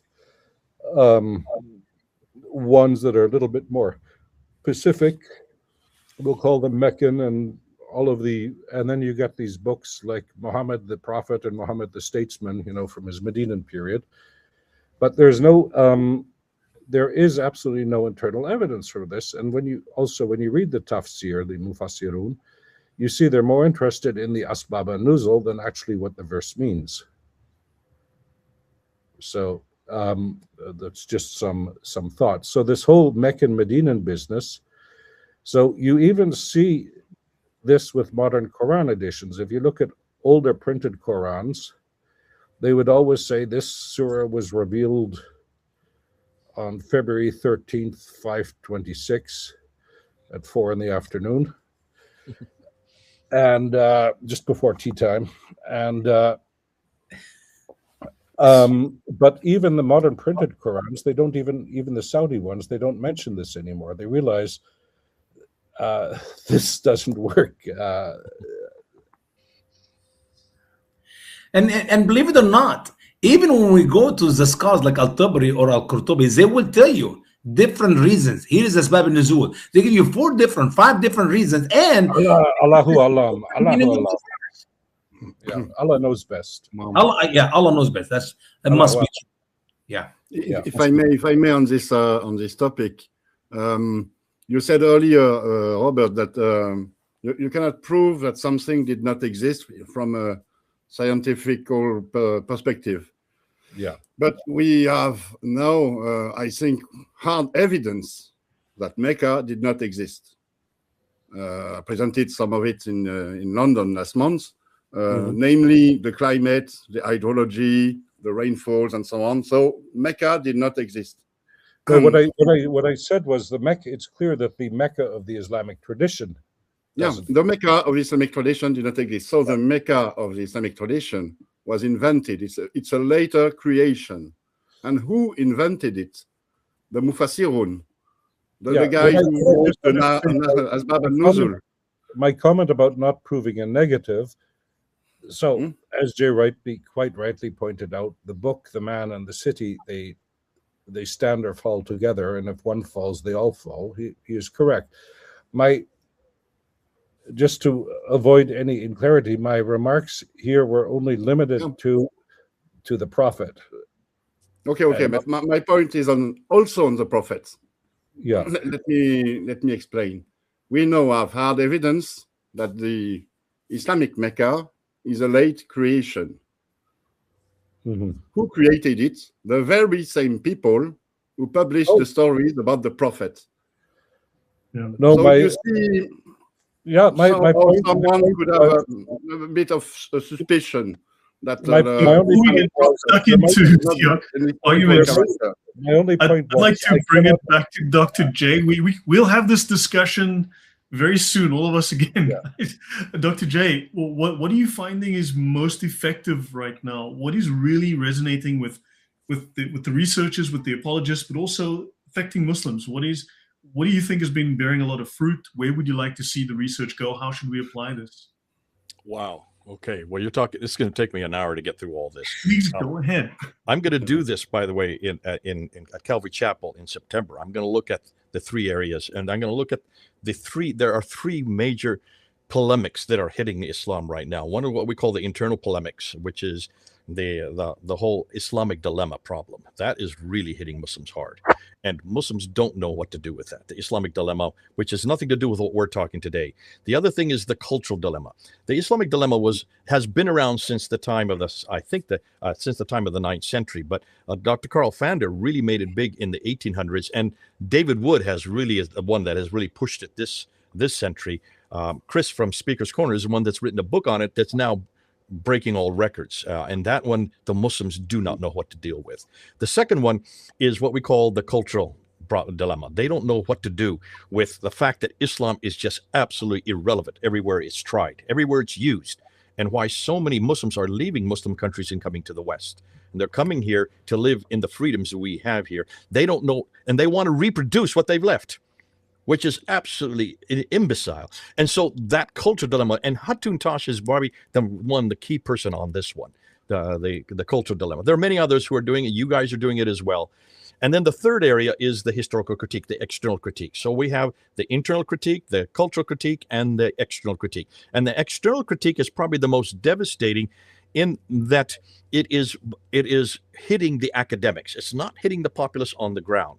Getting back to JC's point that he mentioned earlier, people on the streets don't understand the historical critique. It goes right over their head. It's the academics. It's the makers and shakers. It's the leaders of the next generation of Muslims that they're having the worst problem with the historical critique, because they understand just how devastating and damaging it is. And of course, on a popular level, the Qira'at was probably the biggest one in the historical critique. That is, when we introduced that in 2016 and filmed it so that the whole world saw it, and then to see Muhammad Hijab trying to deal with it and trying to go to Dr. Yasir Qadhi and demand that he get a response to it 4 years later in 2020. And then when Dr. Yasir Qadhi, a man of his stature, getting thrown under the bus because of this argument. I mean, throwing the Quran under the bus, not himself, throwing the Quran under the bus, and coming up with the Standard Islamic, the Standard Narrative has holes in it. He came up with that phrase. We didn't come up with holes, that phrase. That's his phrase. That has done more damage than I think than any other one thing. And we're getting hundreds of Muslims that are leaving Islam because of that interview on June the 8th, 2020. That's a huge one. Dr. Dan Brubaker's material on the Razm changes. That has been absolutely devastating.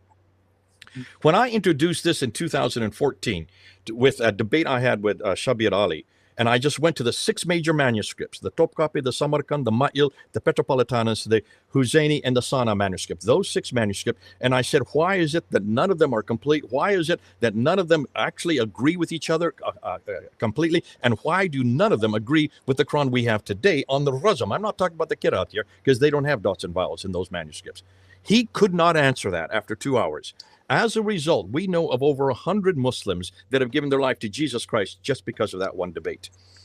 That has been huge. And that's all Dan Brubaker's material. It's not my material. I didn't do the study on this. Dr. Dan Brubaker did the study on this. He has now found over 4,000 manuscript variants in just the consonantal text between these 6 manuscripts and about 4 other newer ones that have come up. So that has been huge. Now, what's happening now, I think the newest material that's probably going to have a huge effect on the Muslims are what we're talking concerning the extant manuscripts. These are the extant Hadith, Sirah, Tafsir, and Tahriq manuscripts. Those 4 genres of what we know as the Islamic traditions. We now have been spending the last 3 years looking and finding extant manuscripts. We're trying to find extant manuscripts for Ibn Hisham, Al-Waqidi, for Al-Bukhari, Sahih Muslim, Ibn Dawud, Tirmidhi, Majah, Nisai, Al-Tabari. Those 9 people. Those are the 9 major names of the Tafsir, the Hadith, the Sirah, and the Tahriq. We cannot find any manuscripts at all in the 9th or 10th century. They don't begin to appear until the 11th century. The manuscript evidence for Bukhari, which is probably the most important, the 9 volumes that we use today are from the 14th and 15th century. There are manuscripts that of his from the 12th century that don't agree with the ones from the 14th and 15th century. This is proving to be hugely damaging for Muslims, because we're not just saying that, we're not just admitting, or we're not even stipulating anymore that they have to depend on 5 generations of Isnad. We're saying that this Nod, since there are no manuscript evidence even for the 9th and 10th century writers. I'm sure the writers were there. I'm sure they did write something, but those have been destroyed and accreted and deleted and corrupted, and they don't begin to appear until the 11th century. That's 400 years, and they continue to be accreted and deleted right through the Ottoman period, right up until the 15th century. If that is the case, then you can see why people like Shabir Ali and Dr. Yasir Qadhi had to make the statements they made just last year, a year ago, when they said, we cannot use historical criticism on these traditions. We understand that they are discredited by the West, but we can trust them because of their purity, of their sinlessness. What an idiotic thing to say to a Western audience. And he said that a year ago. And to this day, there's no Muslim that can support there's no Muslim that can really support these traditions. So we have an awful lot of material yet to work on. We have an awful lot of arguments to work on. This is exciting for me, because all I need to do now is just let Dr. Yasir Qadhi and Dr. Shabir Ali open their mouths and let them say what they're saying. And I just say now, even your best scholars are admitting that they cannot support what Muhammad said or what Muhammad did. If they can't support that, why don't you come on home to Jesus Christ? Because we have eyewitness account of what Jesus said and did. Thank God. Now we can argue to it, as to whether or not we can trust those accounts. That's a good argument, and we've been arguing that for 200 years. We're 200 years ahead of them. But at least we can say that our men that were there, our Sahaba were there writing it down. Good on Matthew for writing down what he saw and what he heard. Thank God for John for writing down what he saw and what he heard. And the Tabi'un who came after it got it from the Sahaba. So that's why, like with like, when we do a comparison of our manuscript evidence, of our historical evidence, when we look at a comparison of our cultural evidence, why is it that everybody wants to come our direction to where our Christian ideals are still being evidenced here in the West? And no one's going to Muslim countries. And then when you look at the internal evidence, just open up the Quran, just look at what Muhammad said and did, what David Wood, Sam Shamoun, Hatun Tash, what these, and Michael Jones, what they're doing with the internal evidence in the Quran itself, it's just decimating Islam. So yeah, these are the big arguments that are coming up, Lloyd. Mm-hmm. I'm excited because that shows me that we are sitting tight. No one's really asking questions of us anymore. All the questions seem to be going their direction, and it makes our job that much easier. But give credit to the guys who are on this panel here. You're looking at some of the world's best right here for doing the historical critique. What I consider to be probably the most devastating, because it's the one that's going to have the biggest effect in academia, in the institutions that are going to come from here on out. And that's why we, in some ways, we're opening the door, we're putting out and pushing the boundaries so people like the academics like Stephen Shoemaker can write the book, The Creation of the Quran. He was able to get that book written mainly because so many people he knew would buy that book. He knows that there's a huge panoply, an audience out there that wants to read how the Quran came to be. We need someone to write on MECCA yet, and we need someone to dare to write on Muhammad. Those two we don't have yet. We need academics to be able to do that. I'm about to publish a book on MECCA. It used to be published. Yeah, but I mean someone from academia. I mean someone from academia. Academia. Yeah. We need someone that if I can belongs add to something. academic material. Stephen Shoemaker is an academic once he writes. Gabriel Said Reynolds is coming closer and closer to doing that. I'm just giving a little bit more time. I think he'll be writing for us. But Dr. Smith, we know everything about Muhammad. We know when the light came in and the light came out, and we know everything. What do you mean we don't know about Muhammad? I mean, Muslims know everything, more than you can even imagine. Remember? Okay, there you go. Now prove it. Jay, if I can speak about a little anecdote. In 2017, the two bestsellers in Morocco, the two best-selling books in Arabic. There was one book from Mohamed Lamsia. Robert knows him. He attended many INARA conferences.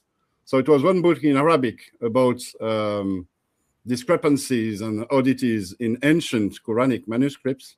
And the other book was from Rashid Eilal, Moroccan author, about the end, Sahih al-Bukhari, the end of a myth, the end of a legend, and he explained that there are no ancient manuscripts from Bukhari. And those two were the best-selling books in this Muslim country, Morocco, in 2017.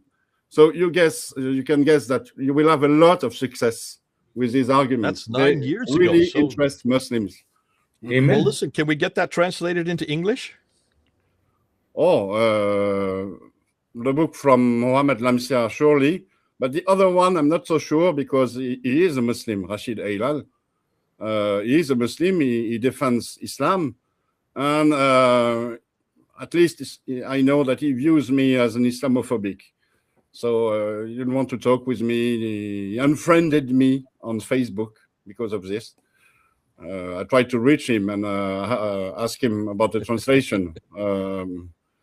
We might have to do it ourselves without asking him.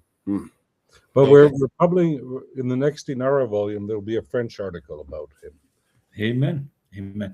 You know what's amazing? As I grew up in Egypt, learning about Mecca, Dr. J. Smith, it's unbelievable. They make it 100% factual. I mean, you're talking about that great city, which without it, literally, the travel between Yemen and the Levant, Shem, will end because people could not make that long trip without stopping at Mecca so they can get the food and the water they needed to continue the trip. So Allah in his wisdom made that great city Mecca there in the perfect spot for life to move on. And when you hear that, you can't help it but all your life to believe it. And now I listen to you. You tell me there was no life in Mecca. There was no water and all the good food and the rest area like for the travelers. I'm so sorry to have destroyed all your childhood dreams. Oh. Wow. As Robert does. Crying, yeah, wipe your tears.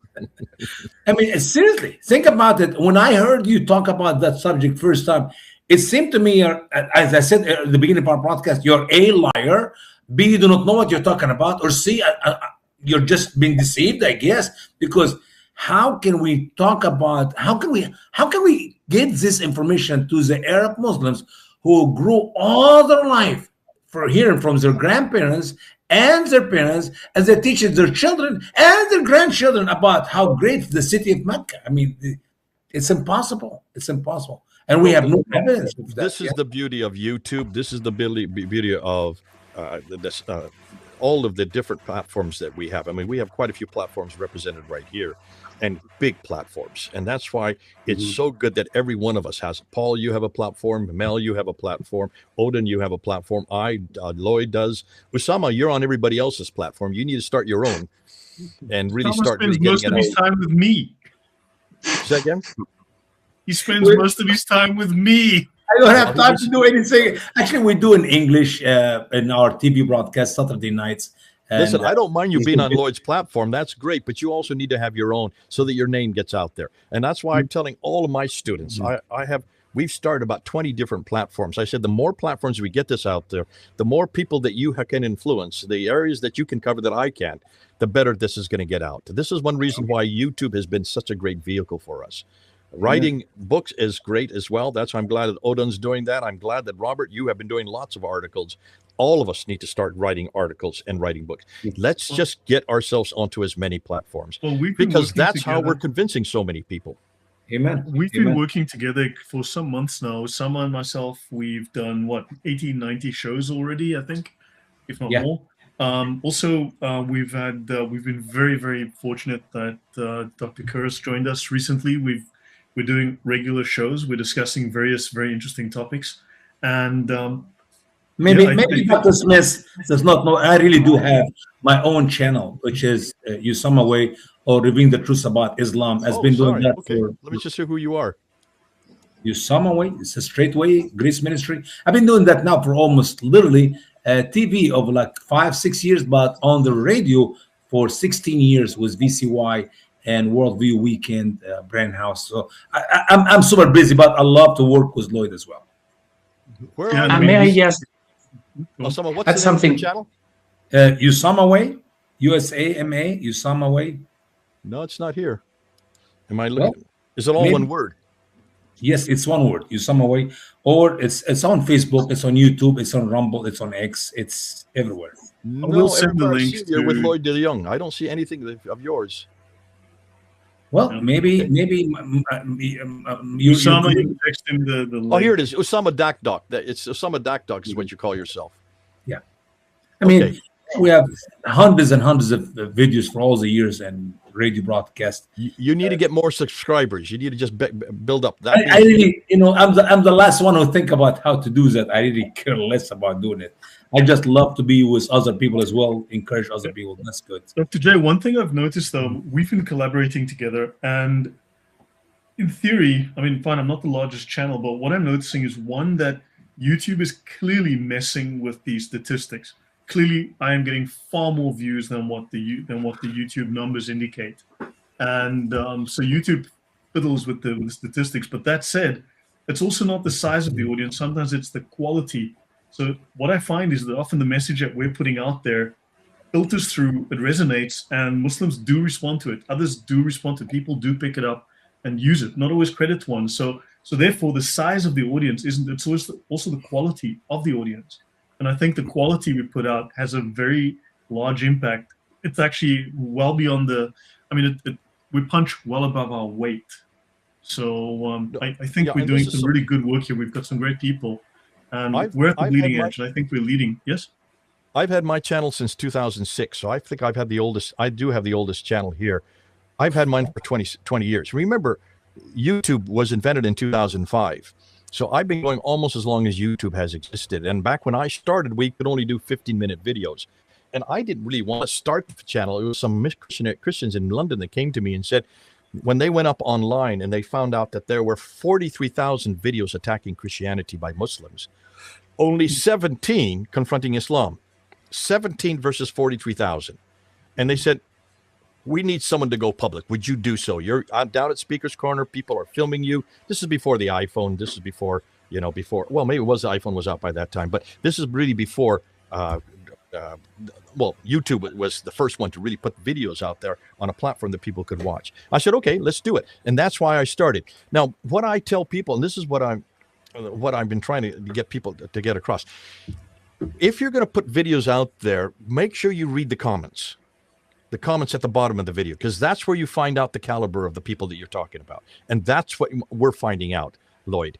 The comments really show you if you're just getting people who just are knee-jerk reaction, or people who are actually engaging with what you're saying. When you get people that engage with what you're saying, you know you're successful. And I always read the comics. And I hope that you're all doing the same. Don't just put videos up there without looking at the comics, because that's where you can find out what is communicating and what's not communicating. That's called peer review, actually, the comments. And what you do, and that's how I found Odon. Remember Odon? I found you because of the comments you were making. They were such good comments. I said, this guy is of substance. He knows what he's talking about. And he was feeding me stuff I didn't know. He was feeding me stuff about the coins that I didn't know. That's how I found Paul. Paul, I got you on board because of the comments. You were there, and I said, this guy really has substance. He understands the Jerusalem, the Jerusalem parameter that I've never really come across. So if we're going to be doing this, make sure that you engage with the people that are that are watching you. You may not know. I mean, a lot of times people put names that aren't there. I mean, most people put names that aren't theirs. They're just foolish names, or they're just a formula. Make sure you do contact them and then start to work with them, and then use them as a means. They may not want to go public. I have 2 or 3 people that I use that don't want to go have their face on the camera and don't want to go public. That's fine. But as long as they keep feeding me material, and as long as they keep feeding and bringing material that is excellent, you're going to find out that that's going to help, and it's going to upgrade your material as well. So yeah, absolutely. Make sure that our material tends to be we tend to get much more. Wouldn't you say that, Mel? We tend to get a lot more people that are of such. I mean, especially your origins. When I look at the comments on your origins, these are all people that have been following you for years. They're a very serious group. You know, they like to go deep into things. And to be honest with you, in my opinion, they are 10 times more intelligent than I am and are more gifted in so many areas. So they're a great help to me. One of the things I wanted to say, without maybe changing the subject, is I think one of the things that is really important to communicate with the general audience is people project back onto the 7th and 8th century their idea of what Islam is like today. And Islam under the Umayyads and Islam under the Abbasids, and again, Islam under the Ottomans are three completely different things. And most of what we think of Islam today is really Ottoman created. Yeah. And I think that's something we need to emphasize. Good point. Excellent point. See, I wonder, Jay, whether you think what impact you think the Jerusalem thesis is having. I mean, it seems to me that you've got what you might call the Jerusalem dilemma for Islam. You've got it in Surah Al-Baqarah. You've got Shekinah in the Ark of the Covenant. You've got Mary in the sanctuary of the temple being raised there. You've got everything. The final judgment is all going to take place in Jerusalem. All the characters in the Quran, virtually all are Jerusalem oriented. People like David and Solomon and Saul and Moses is on his way to Jerusalem, and Abraham, of course, and even Muhammad himself on the Islamic tradition. He can't, if he wants to go to heaven, he has to go to Jerusalem in order to get up there. And so, and then you look at the Umayyads building the Dome of the Rock. It's clear where they think that the central place is, and where is Mecca in all this. So I wonder, so far, is that getting any traction? Paul, you have absolutely convinced me on the Jerusalem thesis, so I'm right with you on that. I don't know where Mel stands on that, but I'm right with you on that. And I think one of the problems one of the difficulties is that so many people were influenced by Dan Gibson, and Dan Gibson has really pushed the Petra antecedents so strongly and done such a great job.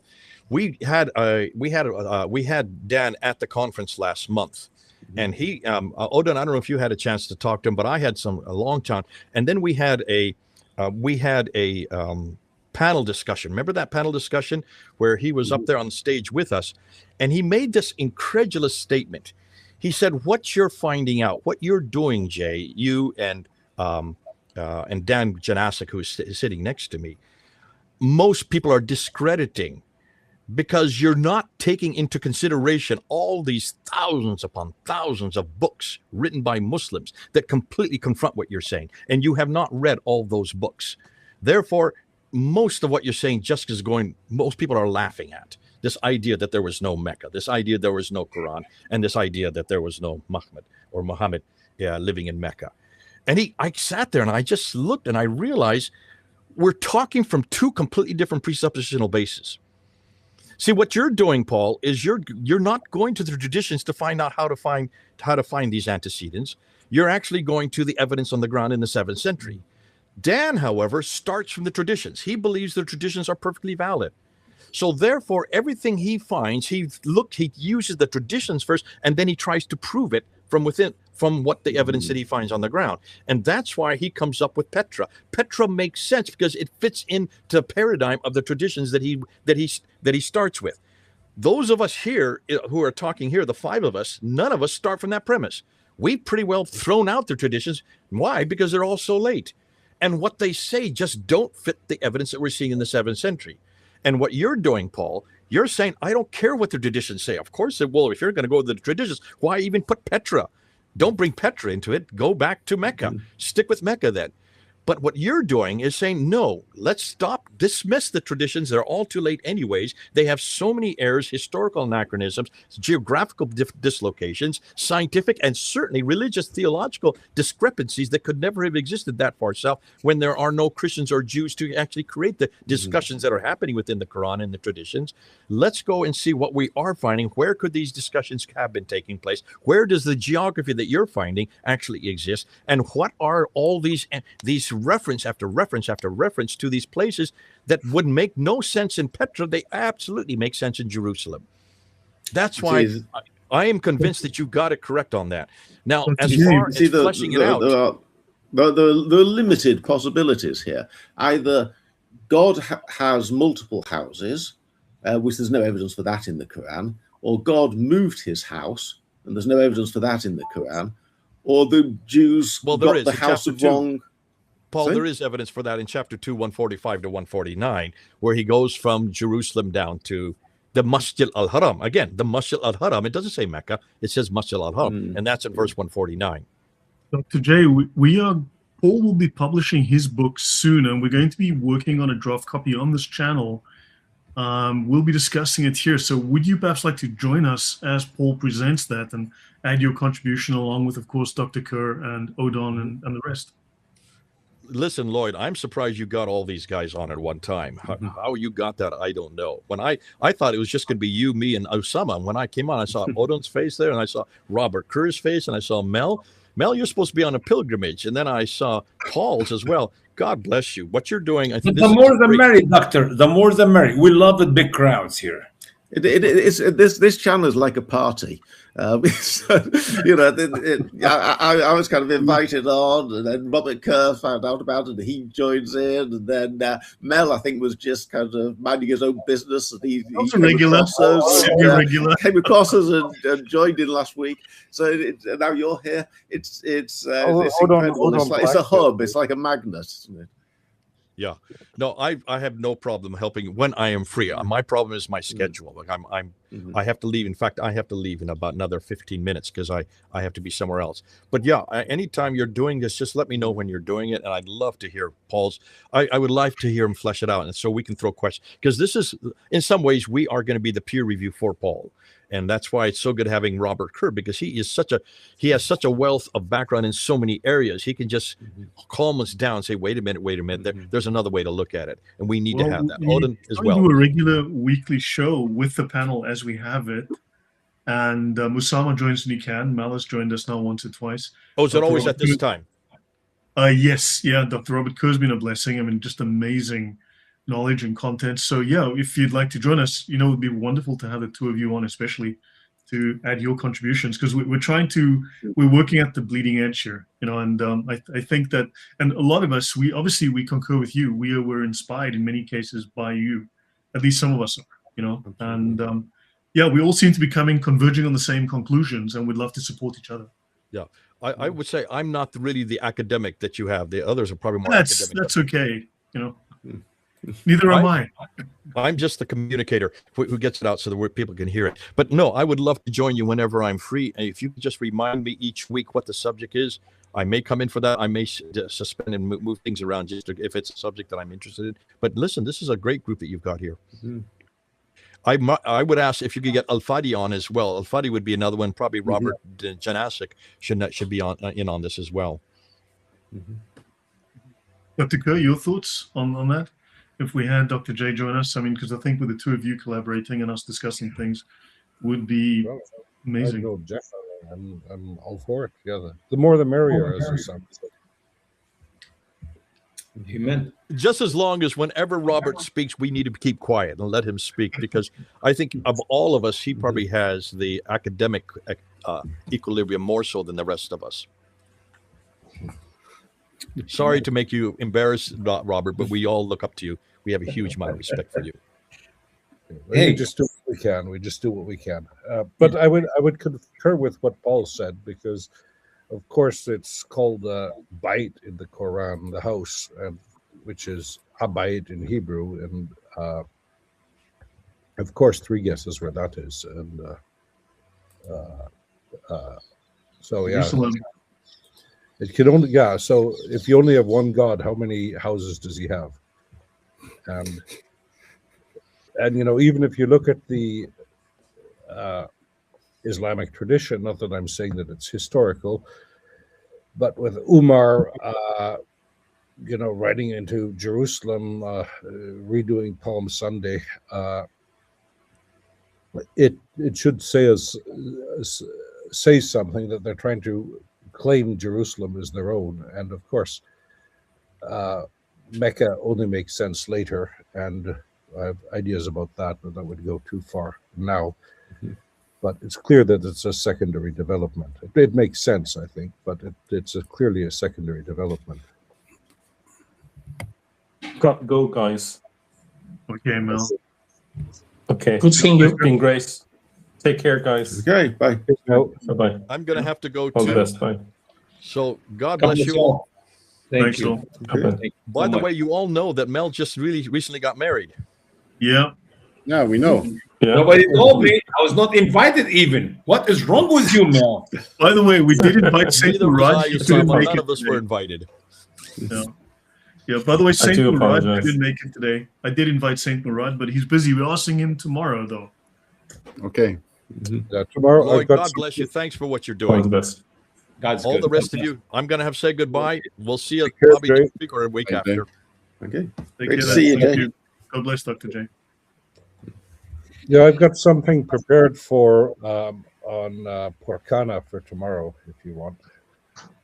Fantastic. Great. So we can do that. With this topic, one thing that I actually wanted to mention is when we were talking about evidence, that we hear that Muslims say that they used to have the house of Khadija right there in Mecca, but then they turned that into, I think, parking space or something of the sort, when it should be, if that thing was there, the definite proof that Mecca was there.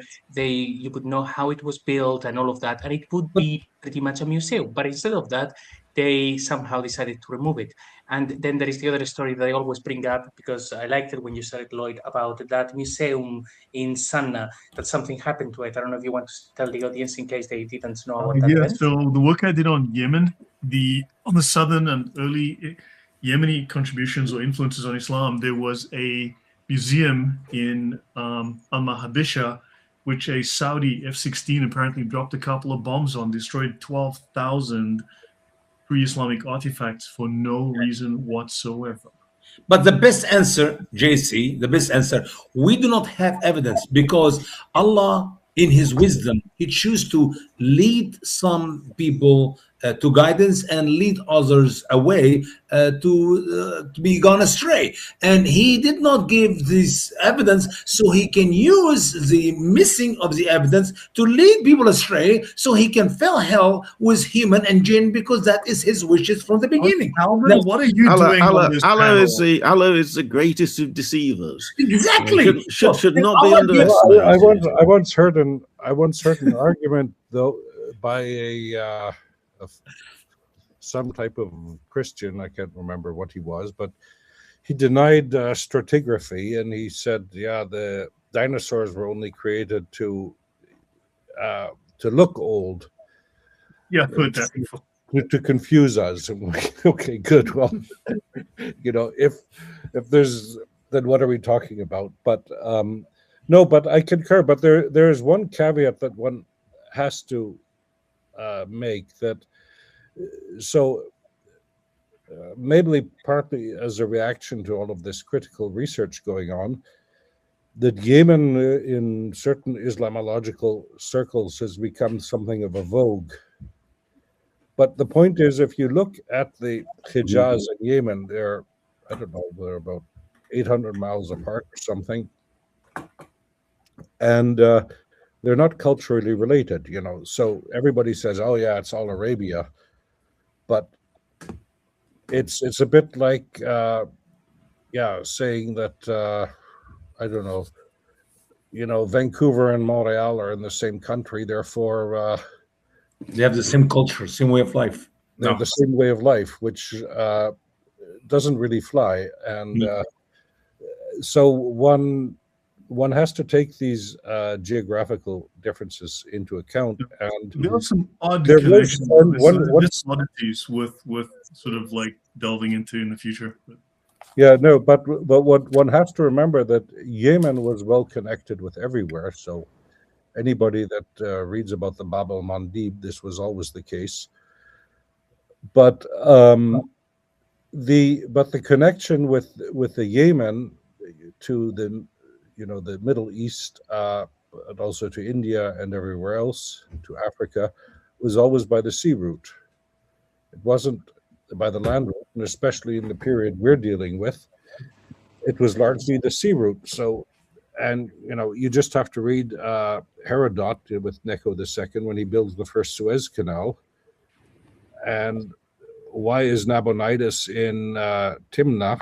Well, they're trying to monopolize the trade routes. And yeah, let's not get into that too much now, because I did a lot of work on that, which might be worth discussing in the future. There's some oddities off the beaten track that may be of interest.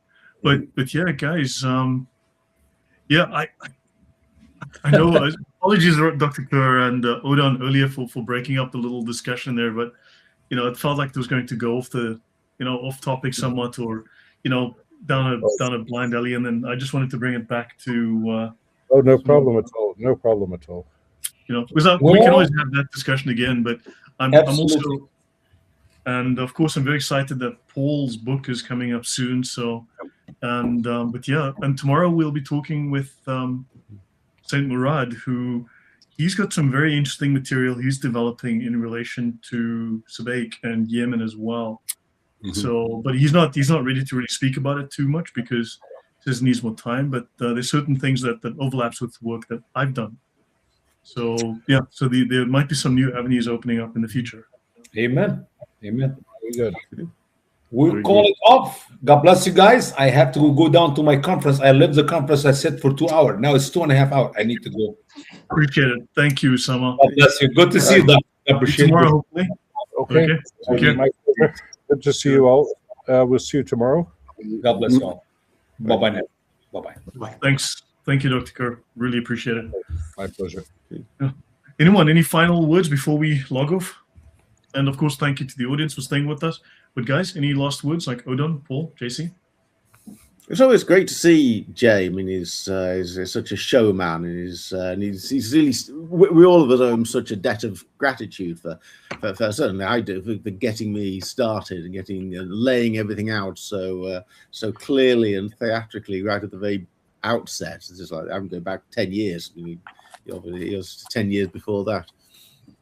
So yeah, it's always great to see him and his great the preachers, all the tricks of the preacher. Yeah, he spoke very highly of you guys. That's really great to see. Odon? Well, it's sort of the same as Paul. When I started working on Islam, I found Jay's videos, and they were, like Paul said, very